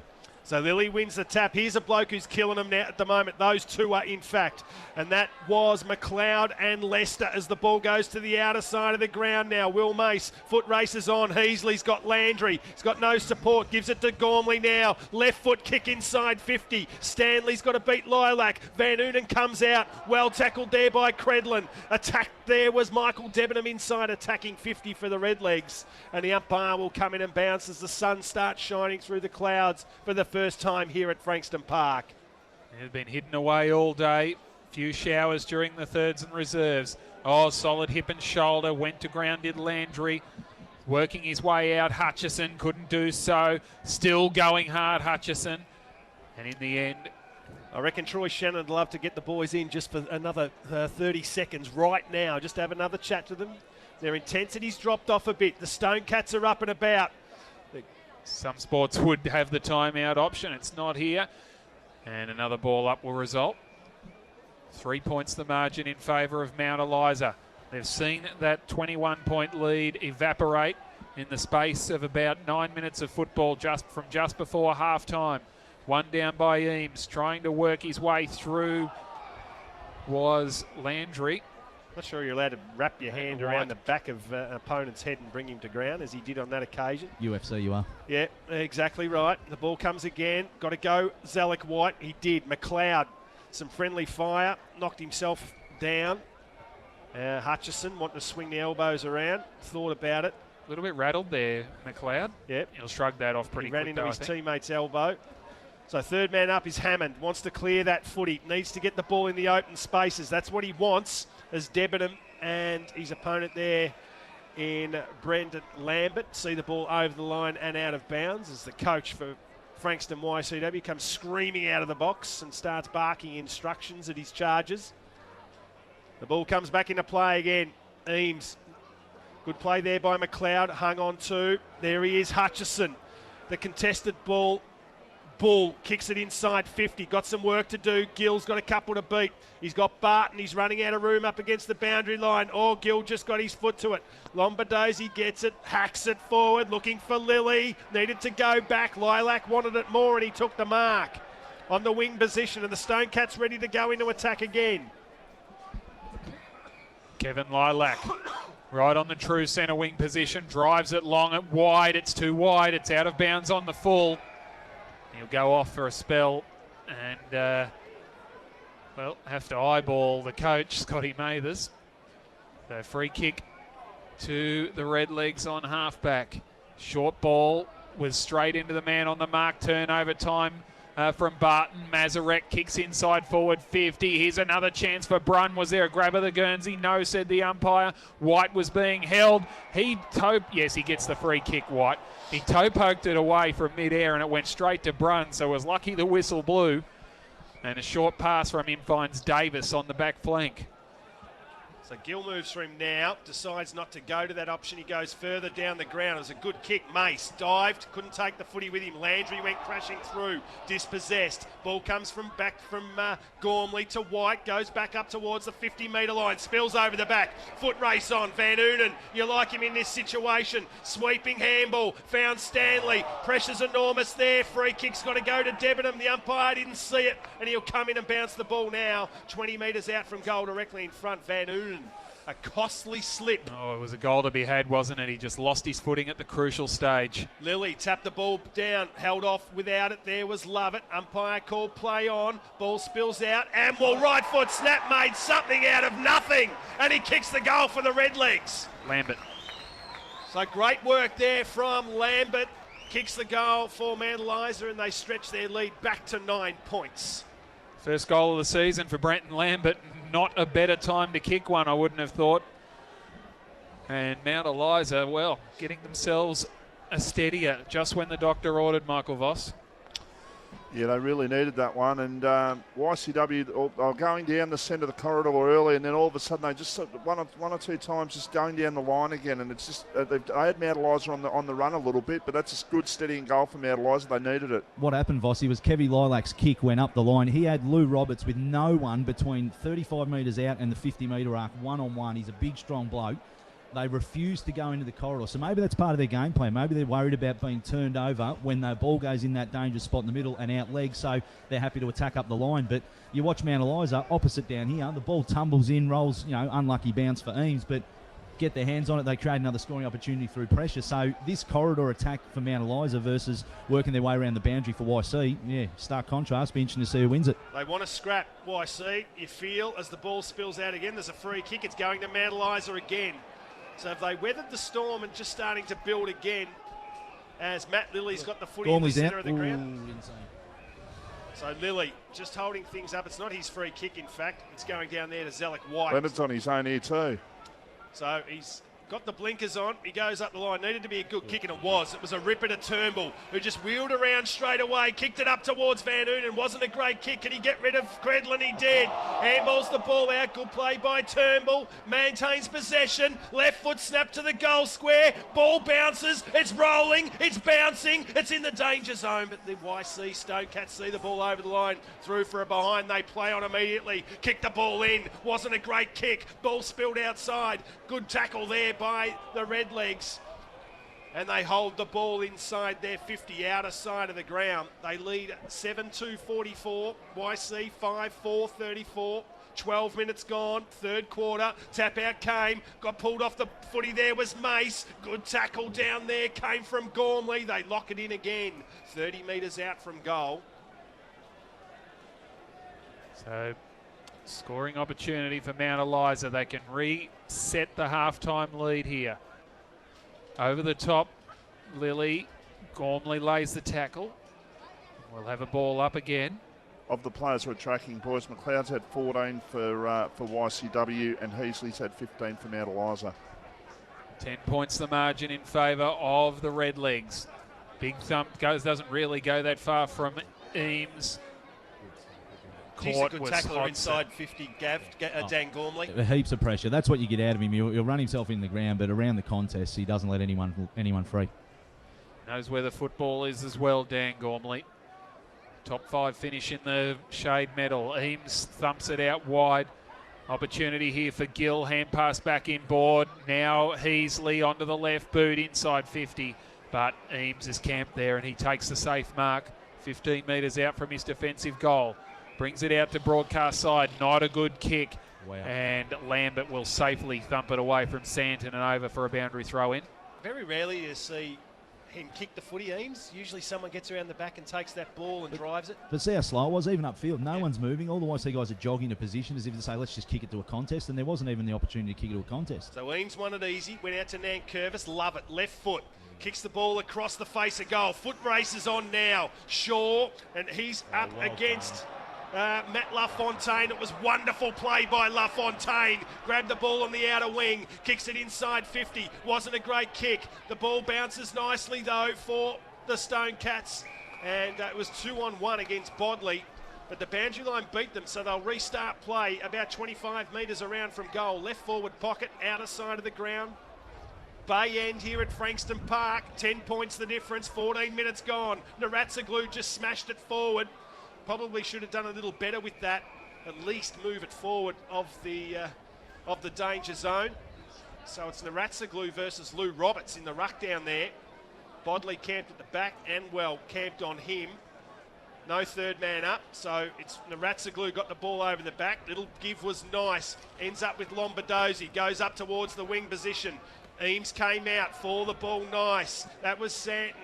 Kicks it up, Hodson it was in fact. Punched away, outside 50-metre line. Foot races on, picked up there by Debenham. He's clever, the kid. Kicks it inside. Wasn't a great kick. Amwell pulled off the foot. He must get the free kick. Leonard gets the advantage. Goes to the outer side. Zalek White's caused some problems. Goes in short. Needs to be a good kick. Heasley got smashed by Barry. No 50-metre penalty given away. It's Zalek White who's got it now, in fact. So he gets the footy, kicks the ball towards half forward, outer side of the ground, foot races on. Eames took his eyes off it.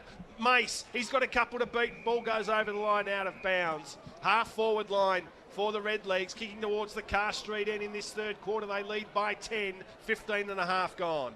Crucial stage of this game. Midway through the third, one down by Lilly at the back, only as far as LaFontaine. Sends the kick long down towards the wing. Brun thumps it forward further. Bodley gets the hand pass back. They're out and away here. Kick towards forward 50 from Minchington. Brun is out the back. Oh, he doesn't get the bounce this time. Lombardozzi, little tap back. It bounces off the boot. Can he get one away? Eventually, it's worked over the line by Darren Booth, but there was some hard-in-mouth moments there for the Mount Eliza defence. YCW 5-5-35, Redlegs 7-2-44, Bayside Auto scoreboard after 16 minutes. So Naratsaglu plays on, kicks the ball to the hot spot, looking for Ranwell. Hutchison grabs it, got tackled. Collins, little handball out, couldn't get it out though. Barton held without it. Great tackle there on Landry. The umpire said it was too high, and the free kick will go to Cole Hutchison, 50 metres out. Thought about giving it to Minchington on the move. So he's got the ball. When he kicks it, he'll have to kick from 52. You wouldn't see Hutchison have a shot for goal. He'll just kick it to a hot spot, and he does exactly that. The wind got hold of it. Brun takes a mark. Not sure they should have allowed him get in that position, Gav. Well, I think, Gav, they were holding him, not letting him get goal side, and the ball just drifted wide to the pocket. He protected the drop zone beautifully. Once he realised where it was going, he did it absolutely perfectly, and, well, hardly touched it in the first half. He could have 3 goals in 17 minutes. You kick this. Kicked a couple from here 2 weeks ago. He certainly is not worried by the angle. And that's exactly right. Anthony Brun gets his 3rd goal of the quarter, and Mount Eliza, well, they've got some thinking to do again. It's back to 3 points the difference. It's 7-2-44, plays 6-5-41 in favour of the Redlegs on Bayside Auto scoreboard.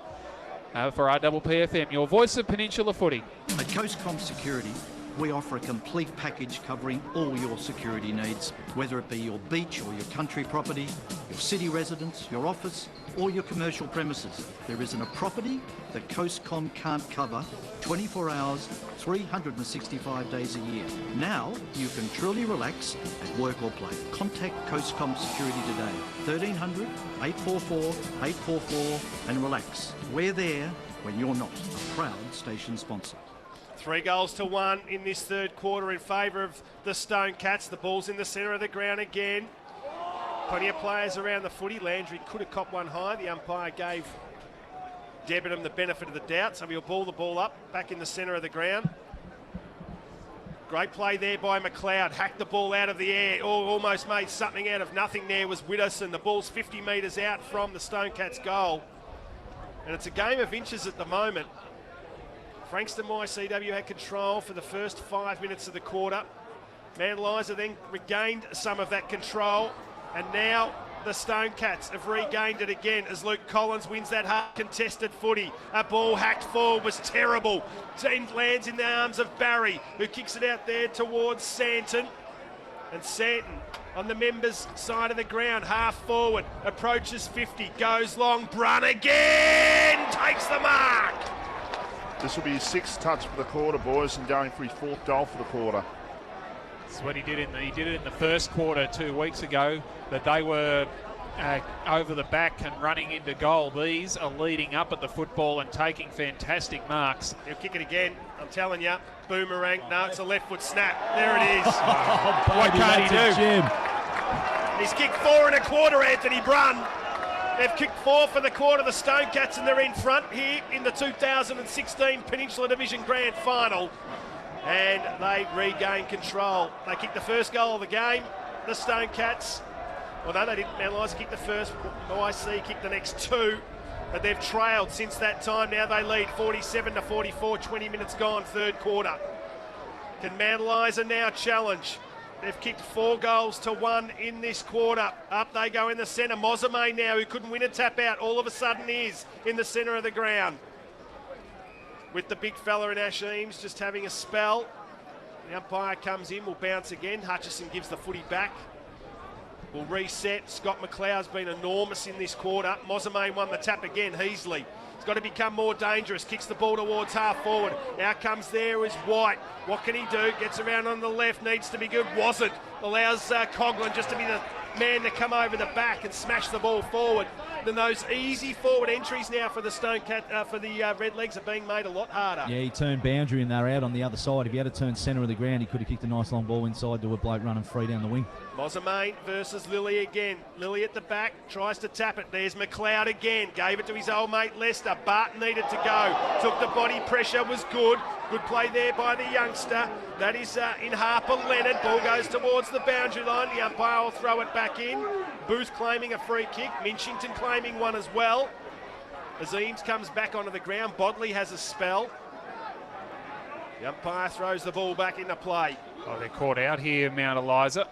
Booth over the back. He won the tap, I think. Comes down to Debenham. Threw the ball out. McLeod again. Had an enormous quarter. Kicks the ball towards 50. Punched away Lombardozzi. Camped under it there is Minchington. The white line beat him. The ball goes over and out. Half forward line. Members side of the ground. 44 Mount Eliza. YC 47. 6 for the quarter, 18 for the game. Really good game, Scott McLeod. At the moment, that's the difference. If you look at Heasley and McLeod, I'd take McLeod every day of the week. He's getting his hands on the ball at the contest. And Heasley won the loose one as he kicked the ball towards half forward. Barry crashed over the back, got to be paid the mark. Van Unen's got to start asserting his authority on this game. Not doing enough. Little kick goes out wide. Debenham up against Booth. Booth punched it away. Shaw at the fall of it, couldn't get it. And the ball goes over the line out of bounds.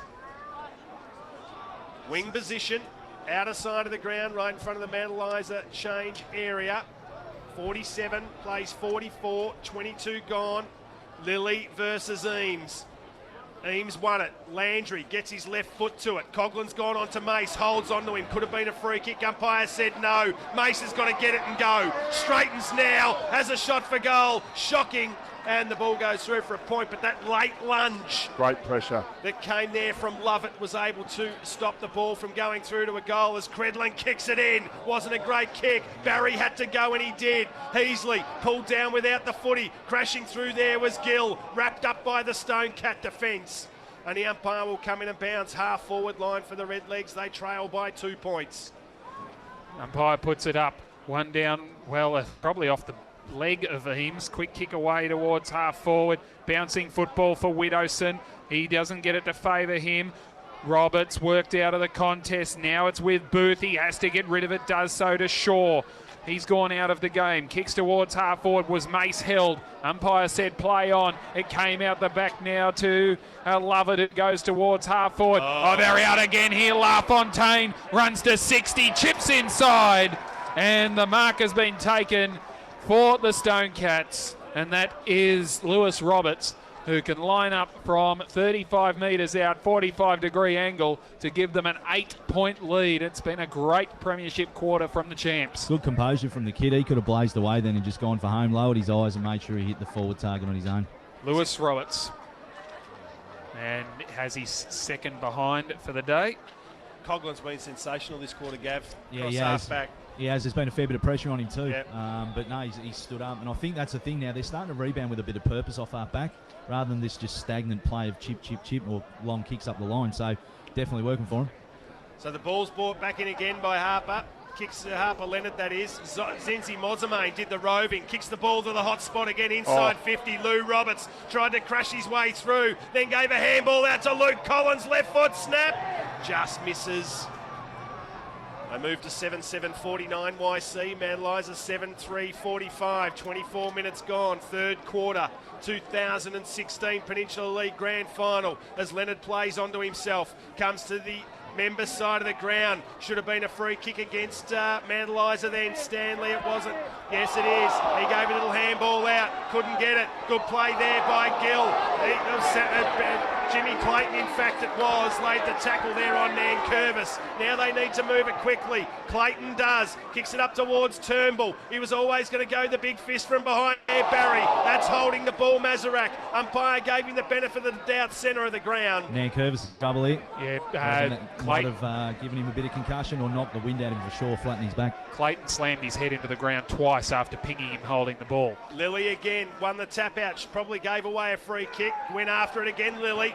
Right foot kick. 1-on-1. Credlin versus Van Uden. Took the mark. Did that hit as he came back? Did that hit the ground, Gav? Nah, no idea, mate. All I know is it was a good contest between both of them. Clean mark. Just protected the drop zone. Pushed off. And then took the mark and brought it to ground with him. So JV needs this one. This to put the Redlegs back in front. 7-3-45 to 7-7-49. Members side of the ground. 30 metres out from goal. Car Street end. Little jiggle. That's mandatory. Stabs at the footy. That isn't mandatory. Rarely do you see Justin Van Uden stab at the footy like that. They needed it, and it's back to 3 points. 25-26 gone in the third quarter. They needed it, the Redlegs.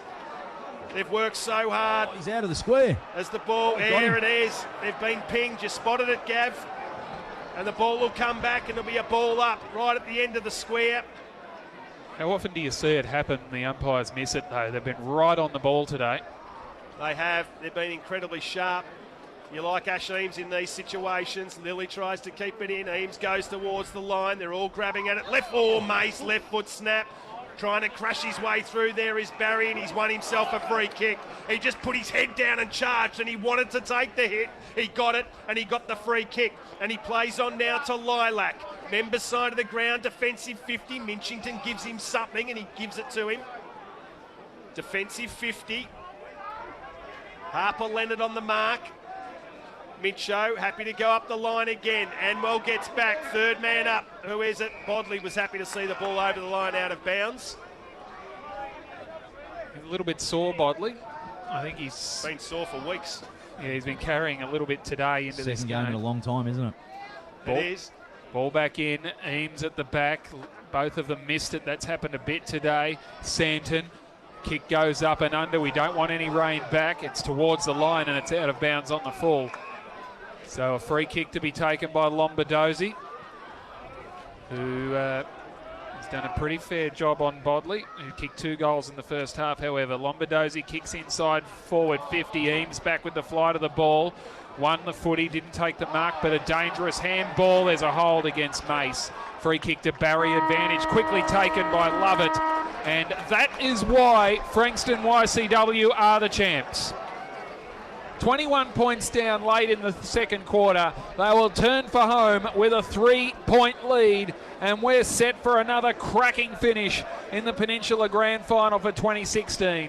Frankston YCW 7 goals 7-49. Mount Eliza 7 goals 4. Boys either. And I wasn't going to try and get Scotty again because he burnt me at half time. I'm sure he'll talk in about half an hour if they can hang on to this lead. A very successful coach just walking off the ground there in his own right. The great Josh Kendall there, Towie, just down to the right there. The greatest hair you can see. Won a few flags for Frankston YCW as well. Coached by Artico, of course. He coached Artico, of course.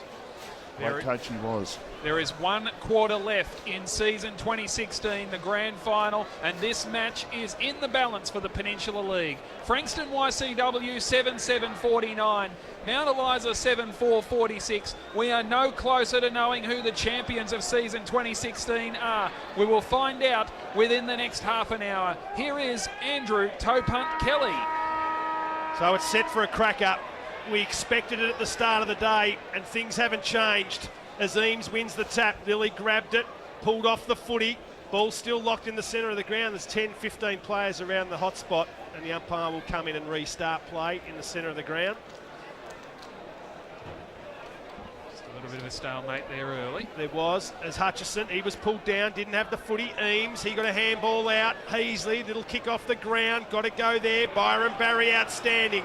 Come running through centre half back, kicks the ball towards half forward. Zinzi Monzamain attacks the 50, flying ping at goal!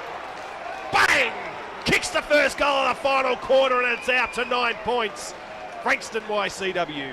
Oh, they didn't need that, Mount Eliza. A goal in the first minute, and Frankston YCW will be growing in confidence with every second that ticks by.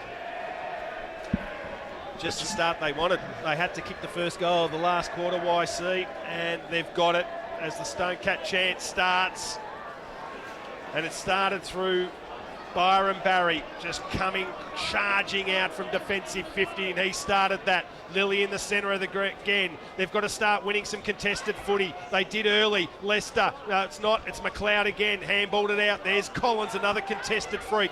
Gets the ball up towards the wing position. Heasley needed to go, and he took the mark. Needs to move the ball quickly. Does so. Kicks it towards Turnbull. Couldn't take the mark. Ball spills out. Going hard at it there is Lambert. Gets it now. Little kick inside. Needs to go again. Did so. Lilac was up for the challenge. Mozamain gave it to Santon. The crowd getting behind their charges. Boy goes up towards Bodley at 50. Couldn't mark the footy. And over it goes and out of bounds. Zinzi Mosamain hasn't done a lot so far today, but a big goal to start the quarter. A little handball there. He's one that's stepping up. Boundary throw in, just inside the forward 50 for Frankston YCW. Mount Eliza cannot concede the next goal.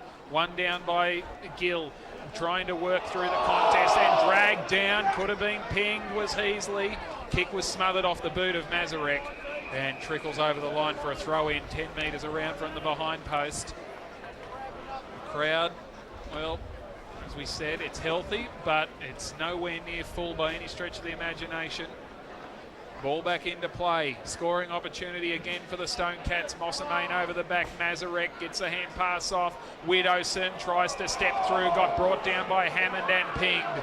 Good tackle by James Hammond. Advantage and away they go through Gill. Kicks it long towards centre half forward. It wasn't a good kick. It's a hot, shocking kick. He gave it up to Credlin, who brought it back from where it came. Oh, well-judged effort there, and a strong mark taken for Mount Eliza, and that is Anwell, I believe. Hutch was looking for the cheapie out the back there. He's hoping for the crumb, and it didn't come.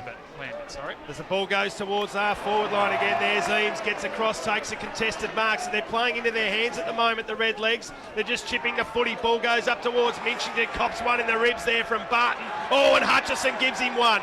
Lucky not to reverse it. Here he is. He's reversed. No, he's just chasing him away. So I thought he gave it away then, because Barton gave him one. Ball goes up, there he is. Leicester takes the mark. Nice it was, he got rid of his opponent. The Stonecats are up and about, there's no doubt about it. The Redlegs need to hang on here, because their tails are up and they're hard to stop when they're in this mood. Kicks it up towards 50 again. Need a flyer. Luck's a fortune. There it is. Just got it and hacked it forward. Good play there by Credlin. Got some teammate in short. That's Lovett. Goes inside 50. Wasn't a great kick. Straight down the throat there of Rowan Heasley. First 3 entries from YC boys, straight down the middle. This is the first time we've seen it all day. Heasley's 4th touch already in the last quarter in 4 minutes. He's yet to hurt with them though, as he chips it out wide and finds Gill. Not a lot of movement here though. You've got Gormley inside. He gives it there to Leonard, who takes the mark. Still at half back. That lack of movement's been the problem for YCW for 2.5 quarters. He moves now. He's got himself in a world of pain out there, then kicks it straight down the throat of Coghlan. So I'm not sure what the youngster was doing then, but it came unstuck. There's Mazarak. There's no one within 50 metres of him here. Quickly getting there. It was good play by James Hammond just to hold him up. On the outer side of the ground, Stone Cats by 9. Kicks the ball inside 50 now. Pack flies. Mark at the front there. He needed to make up for it, James Hammond, and he did, the youngster. Took a contested mark about 30 metres out from YCW's goal.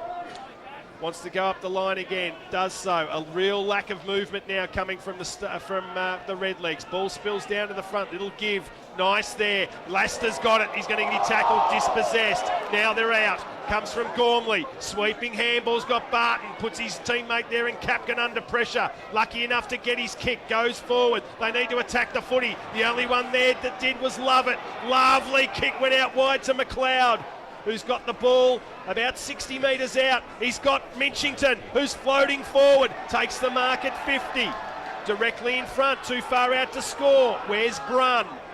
He'll know Brun, he'll know his movements. Minchington is a thumping kick of the footy and he'll fancy himself from here, Gav. Absolutely, with the wind blowing down that end, he'll have a crack. That's Scotty McLeod kick, hanging the ball up 50 metres across the arc. That is what they haven't done all day.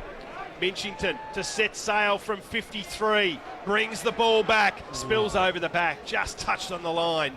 And the Redlegs can breathe another sigh of relief. 7-4, 46, YC 8-8, 56. 6 minutes gone, final quarter. They played on immediately.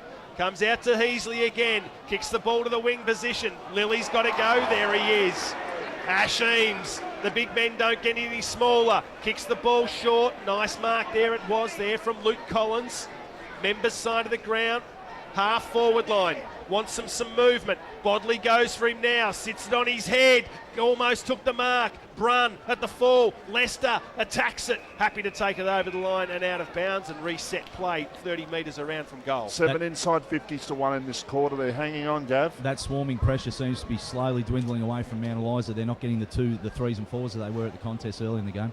It's the long final series starting to catch up with the Redlegs. One down by Mossamain. McLeod thumps it towards goal. It'll trickle over the line again. And another boundary throw in. 10 points the lead for the Stone Cats. The biggest they've had all day. Right beside the behind post. Another goal here. And you would think it'll become tough for Mount Eliza. Lily or Gill thumped it out wide. Naratzaglu, I'll get it third go.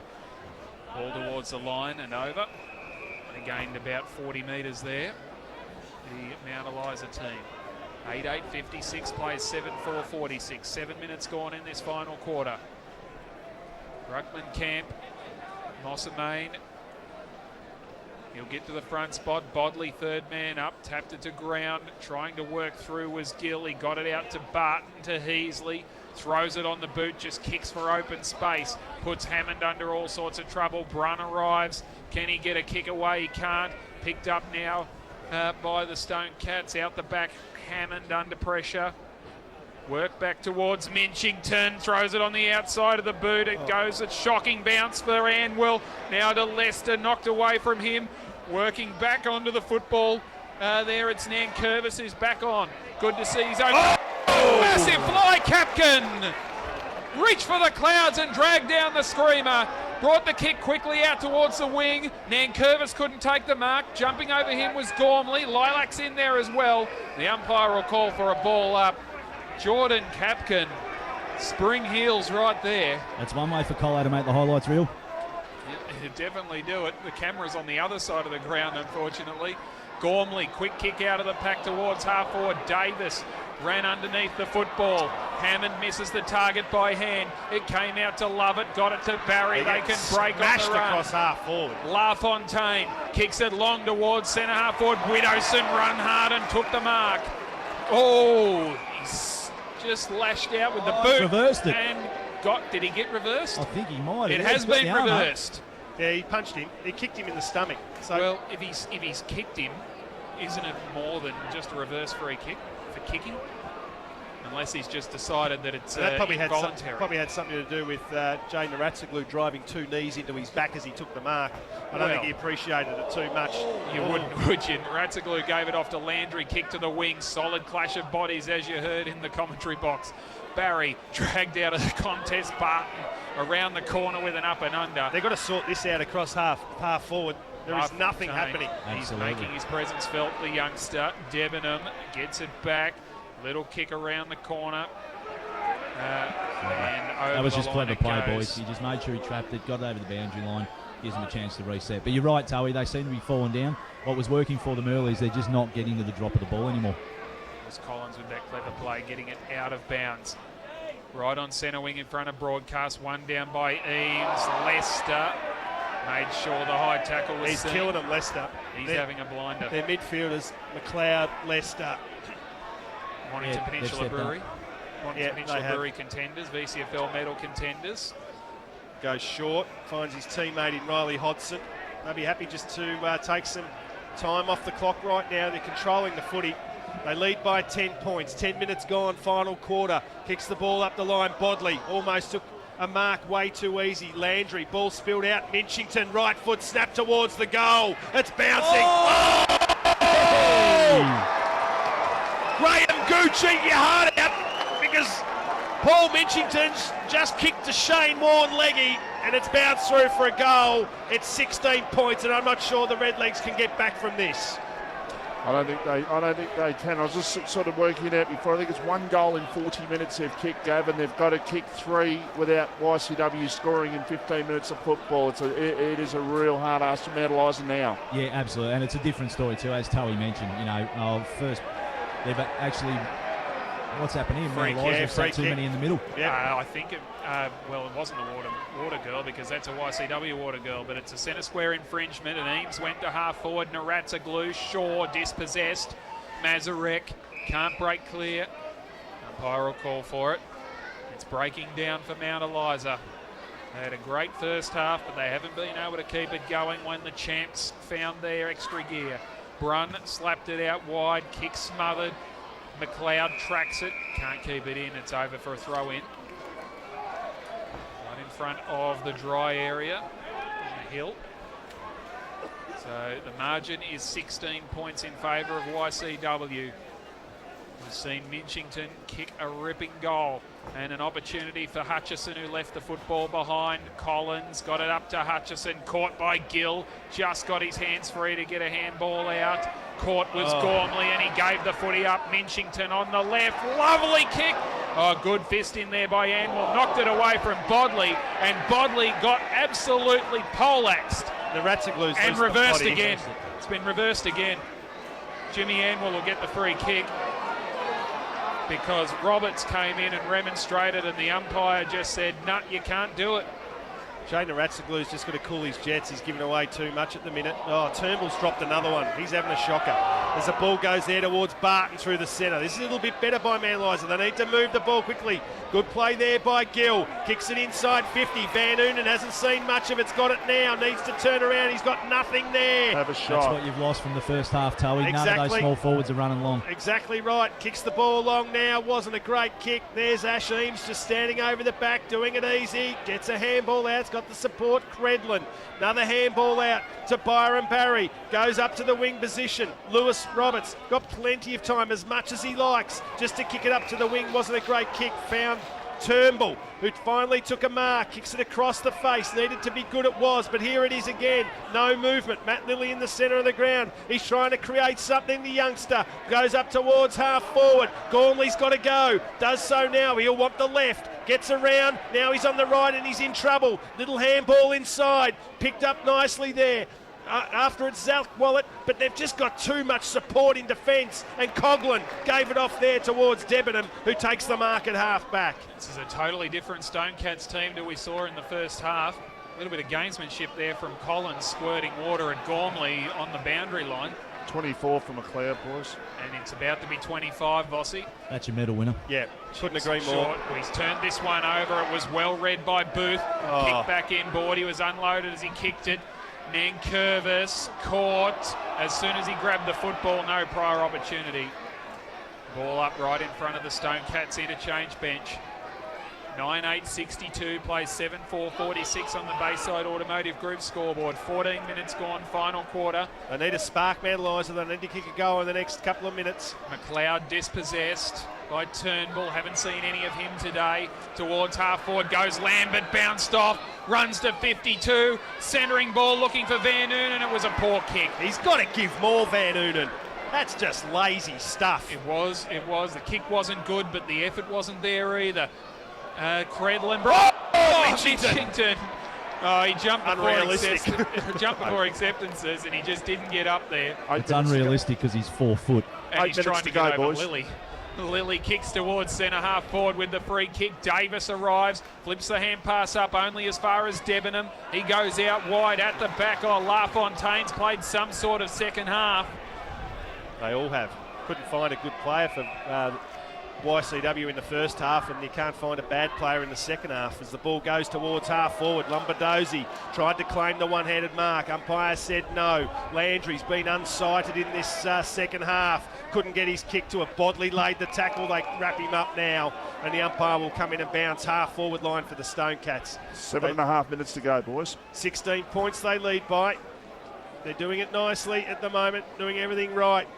They've got to kick a goal and they've got to kick a quick, Mandeliser. They've got to breathe some life into this contest because it's going exactly the way Frankston YCW wanted it. They wanted it tough, they wanted it inside, they wanted it contested, and it's being played on their terms. Yep, and they are right on top, the Stone Cats, at the moment. Quick kick away from Mazarek, goes towards the 50. Oh, two red legs spoil each other. This will cost them the winning goal. 5 in the second half for Anthony Brunn, and it's 6 in 7 years to Frankston YCW. You're listening to RPPFM, your voice of Peninsula Footy. Hi, I'm Jack, and my dad's Pete from the Mornington and Rosebud Telstra stores. This year's winners of the Telstra Licensee of the Year award. My dad has been really busy lately, but he and the team have been recognised for their customer service excellence. And you really need to get in store and experience it for yourself. So drop in and see the Telstra Licensee of the Year team at the Telstra store in Mornington or Rosebud. Or call us on 1300 My Telstra. And in the meantime, I'm off to go kick the footy with Dad. Well done, Dad. Thanks, son. A station sponsor. 22 points the difference it is now. The Stone Cats have kicked 7 goals in the second half. Mandeliser have kicked just the one, and that's the story of this contest right now. It's YCW by 22. We've played 17 minutes. Heasley out of the centre. Kicks the ball up towards half forward. They've been dominant in this area. Frankston YCW in the second half. Santon, right foot kick. Kicks the ball towards the centre of the ground. Couldn't get the ball. Eames was well pressured there by one of the smallest on the ground in Rowan Heasley, and the umpire will come in and bounce in the guts. So they're just some sort of football team. Is this Frankston YCW? We question whether they can do it at the start of every year, and they just continue to do it. As the ball goes up, this bloke has been mighty impressive, young Leonard. Ball gets tapped down, Gill, down to Anwell, gets a quick kick up towards the wing position. McLeod couldn't take the mark. Zalek White's been one of Mandeliser's best. Kicks the ball inside, went over Lilac's head. He heard a call. He left it go over the line and out of bounds, so they'll be reasonably happy with that. When Byron Barry rushed to behind in a contest with White, 22 minutes into the second quarter, Mount Eliza led by 22 points. Now it's 22 the other way. Ball comes back into play again. Mozamane couldn't get it out. There's McLeod again to Collins. In that contested situation, Ryan Santon happy to see the ball over the line and out of bounds. What a second half by Anthony Brunn. As we said, did not touch it in the first half. 4 in the third quarter, a 5th one there. Just magnificent stuff from a quality footballer. Ball back in again. Mozamane grabs the front position. Barton's tried hard, smothered off the boot there. That was from Nankervis. It wasn't. It was from Lovett. Lester's got it now. Left foot kick. The umpire's found a free kick. It will go to Mount Eliza. And they need to move it quickly. Who's demanding the footy here? Mitchington just standing there with it, questioning who to give it to, as Heasley's got it now. Unloads for about 55 to 3 on 1. So 3 Frankston YCW players attack the footy. 3 Mandeliser players sat off, waiting for the ball. Easy one to come over the back. It was pretty pointless. Buddha had the ball and he's a good user, and he handballed it to Heasley running past, who just bombed it. So BJ Credlin kicks the ball back into play. It's going to go out of bounds without anyone touching it. It's a free kick. In fact, it's going to go to Frankston YCW. Ryan Santon will get the ball, defensive 50-member side of the ground. 19 minutes gone, final quarter. YC 10-8-68, Mandeliza 7-5-47. Ball goes to the wing. Brun sticks his arms up, couldn't get it. Carl Hutchison happy to see the ball over the line out of bounds. 21 points, Frankston YCW. They have won now. This will be 6 premierships in 7 years. It'll be the club's 3rd premiership hat-trick after 91, 2 and 3 as well. Barton with an up and under kick. Who wants this one? Jumping over the top, there was Booth, couldn't do so. Landry at the base. I will have to call for the stalemate as we tick to time on. 20 minutes gone in the final quarter of the Telstra Stores Mornington and Rosebud RPP Grand Final for 2016. Hammond, haven't seen a lot of him since half-time. Trying to work his way through. Barton dragged down. White fighting for the ball with Barton. Heasley grabbed without it. Did he drop it first? Benefit of the doubt both ways. Boundary throw in. 20.5 minutes gone. Ruckman to go at it one more time. It's Hammond against Mossamain. Gormley, 3rd man up. Didn't get full purchase on it. Booth taps it towards half forward.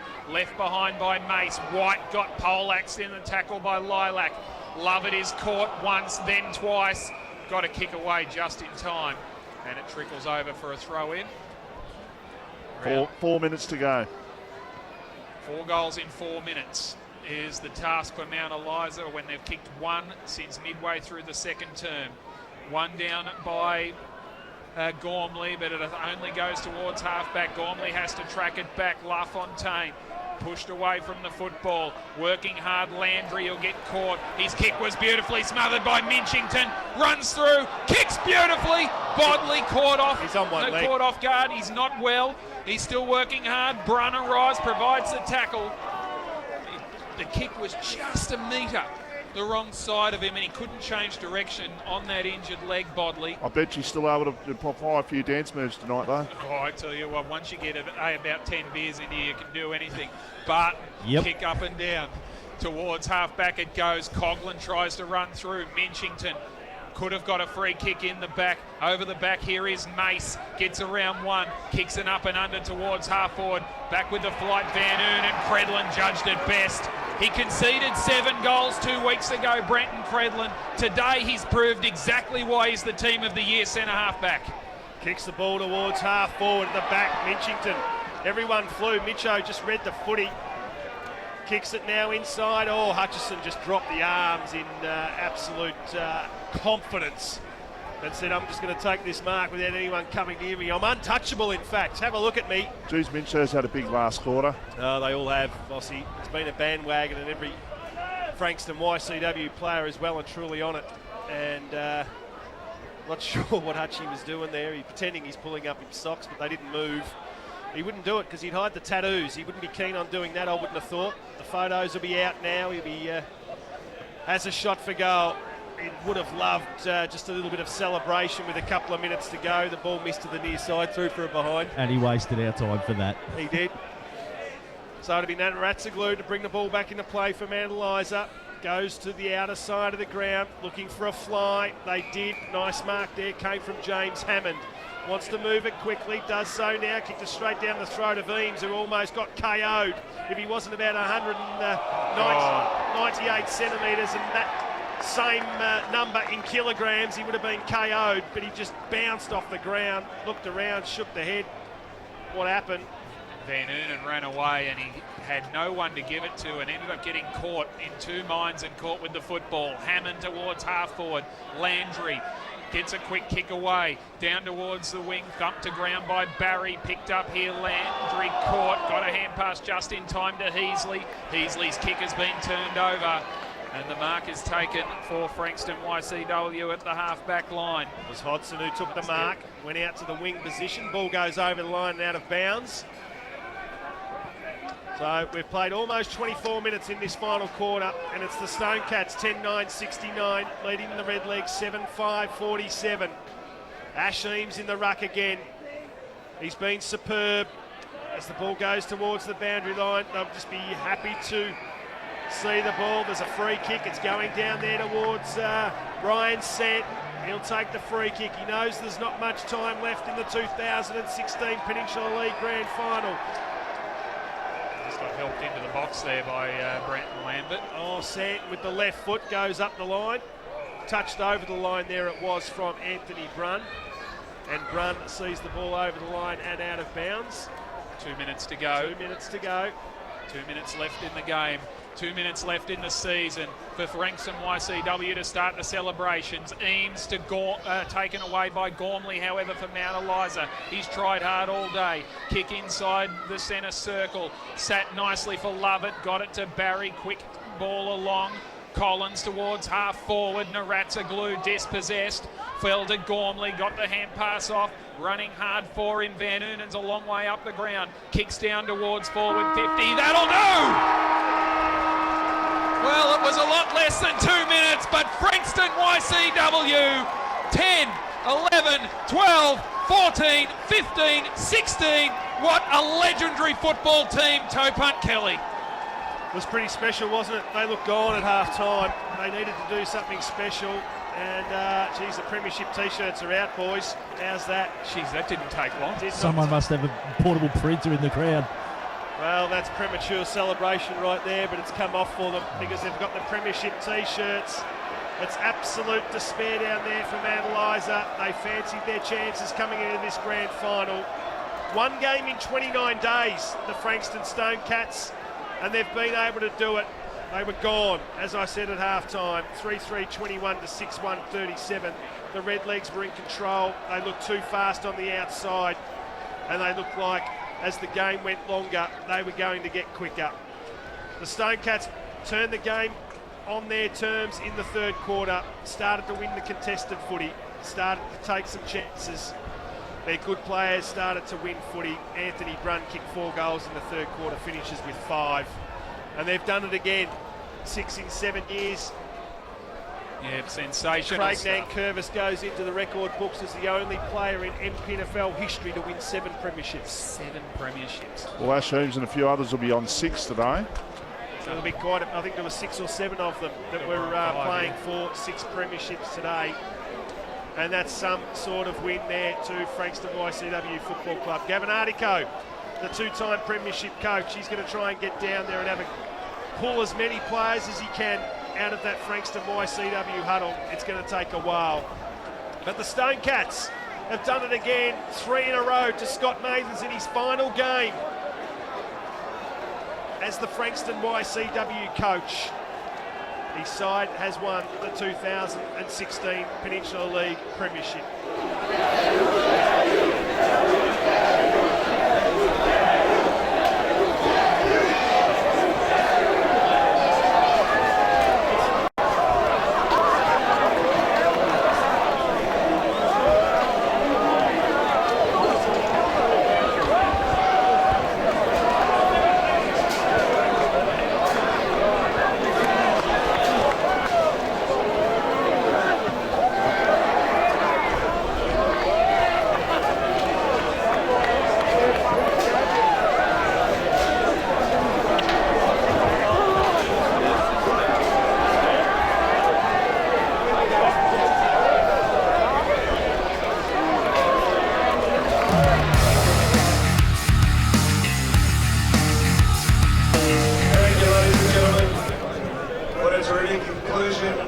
To the 2016 Peninsula Football Netball League Grand Final Day. Frankston YCW have been outstanding side all year and have shown again today that they are deserving champions. To the Mount Eliza Football Club, tremendous day to have 3 sides in the Grand Final, taking away 2 of the 3. But their efforts in both the semi-final today and Grand Final were to be applauded. So congratulations to the Mount Eliza Football Club.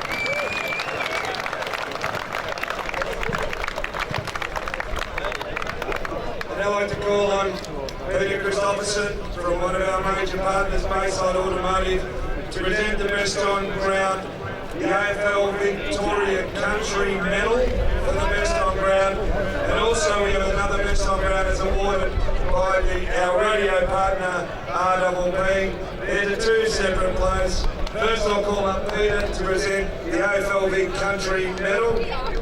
The best on ground is voted by the umpires. Number 18, Brenton Credler.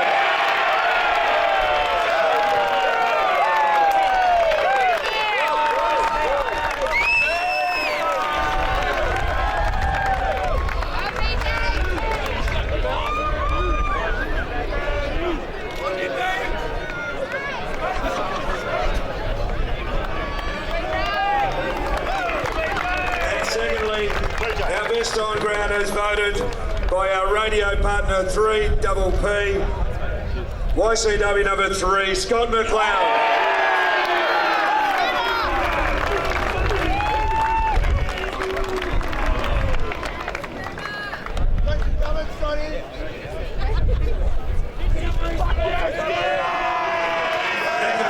I'd like to call on the coach of the Mount Isa Football Club, Troy Shannon, to say a few words.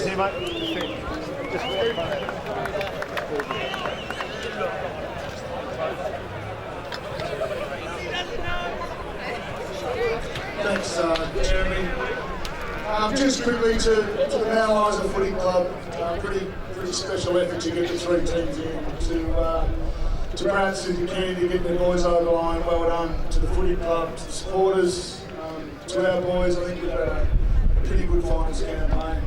Come to an end today, unfortunately for us, but very proud of a lot of yous, and I still think we've got a long way to go, and our time will eventually come. But all credit to the YCW Footy Club, a real formidable outfit, a super effort, and a real fitting way to send out there, Coach Scotty Moses. So well done, boys.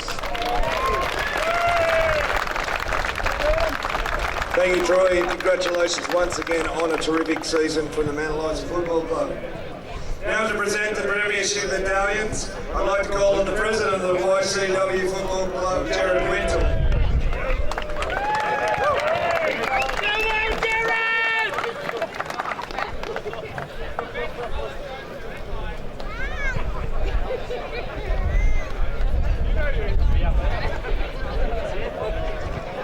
We'll call out the players in alphabetical order. Number 2, Byron Berry.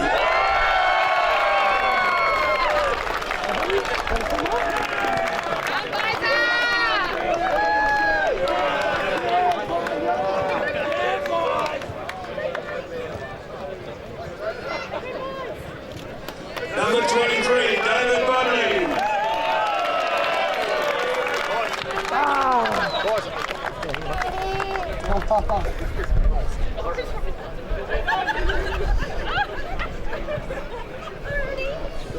Number 26, Anthony Bruin.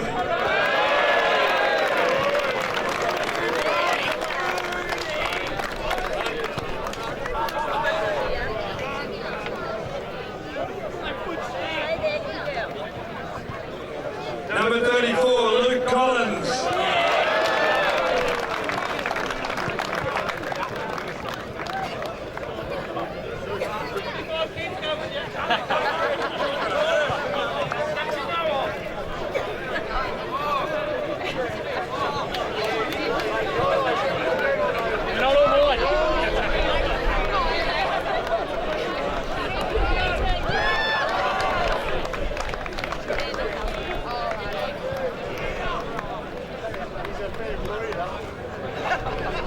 Number 18, Brenton Credler.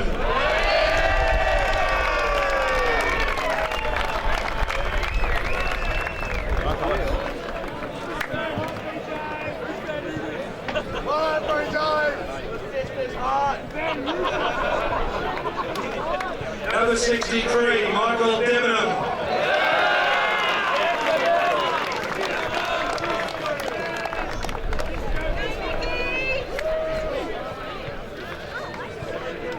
Number 7, Ashley Eames.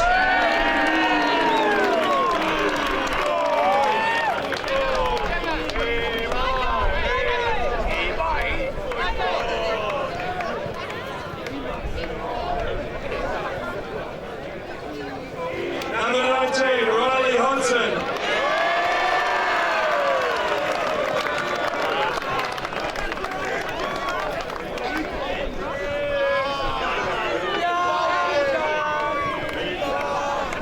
Number 27, Kyle Hutchison.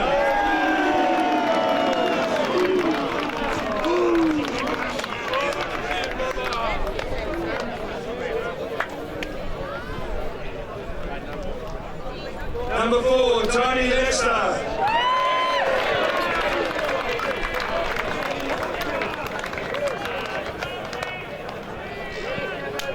Good work, Tony. Nice one, Dexter.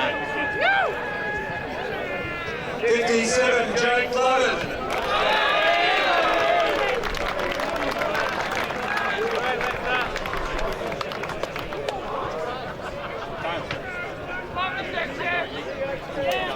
Number 14, Kevin Lovac.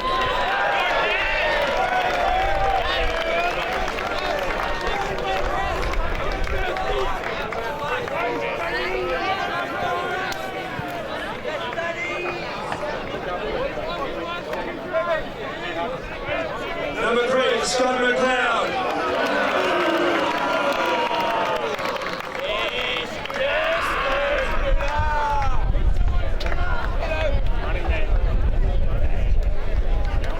Number 21, Jack Mazarak.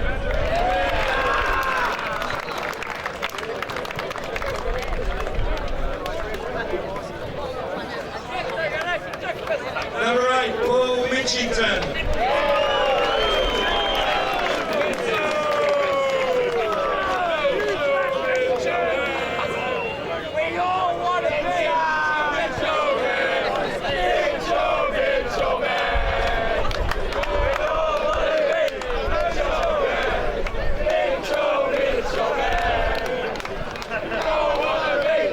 Number 25, Tinsley Mossman.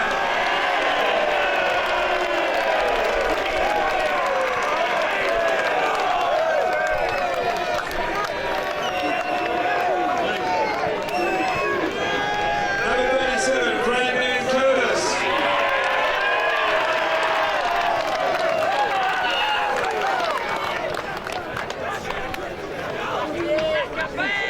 Number 9, Lewis Roberts.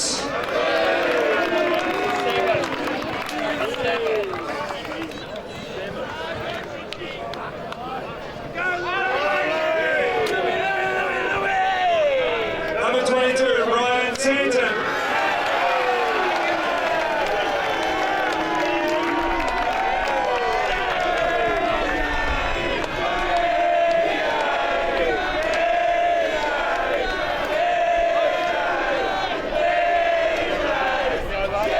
Number 10, Sam Wilson.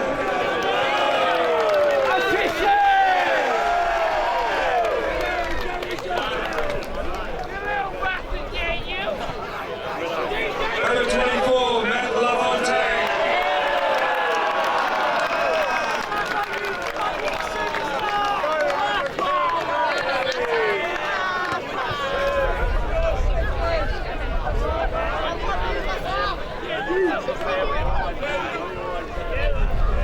The captain, number 5, John Conklin.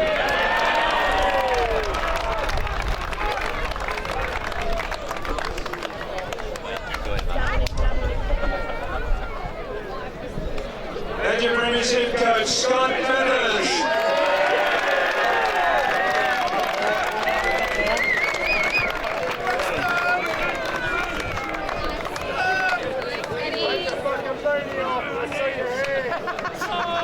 Come on, Stan.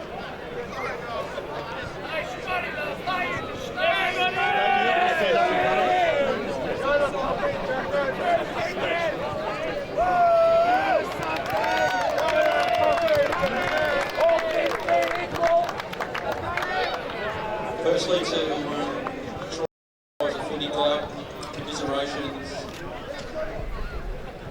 You blokes have turned the season around really swiftly in the middle of the year. Certainly on the right track, and it took our very, very best to get over this, and I'm still not sure how we did.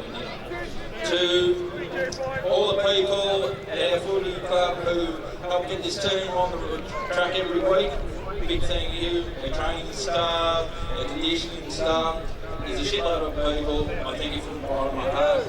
To our coaches, you've been great support, and it's been you get as much enjoyment out of this as the boys have. And to my wife, her unconditional support and to keep me believing has been fantastic. And now hopefully I can be a better husband. To our players,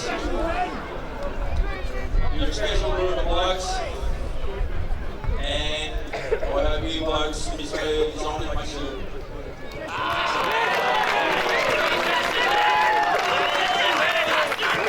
To present the Premiership Cup, and now it's called on AFL South East Commissioner Paul Thurgold, a 5-time Premiership player for YCW, to present the 2016 Premiership Cup for the Peninsula Football Netball League.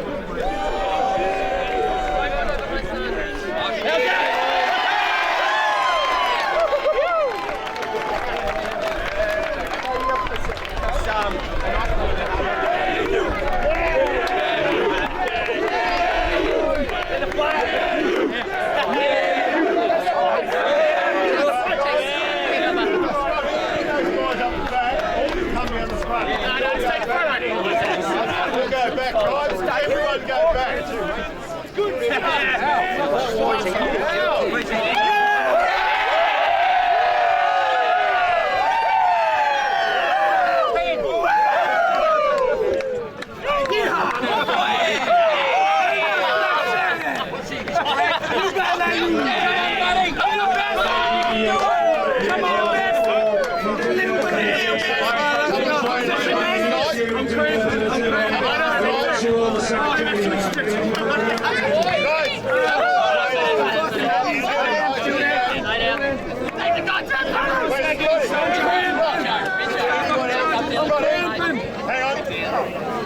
Come on, let's go. Anyone else?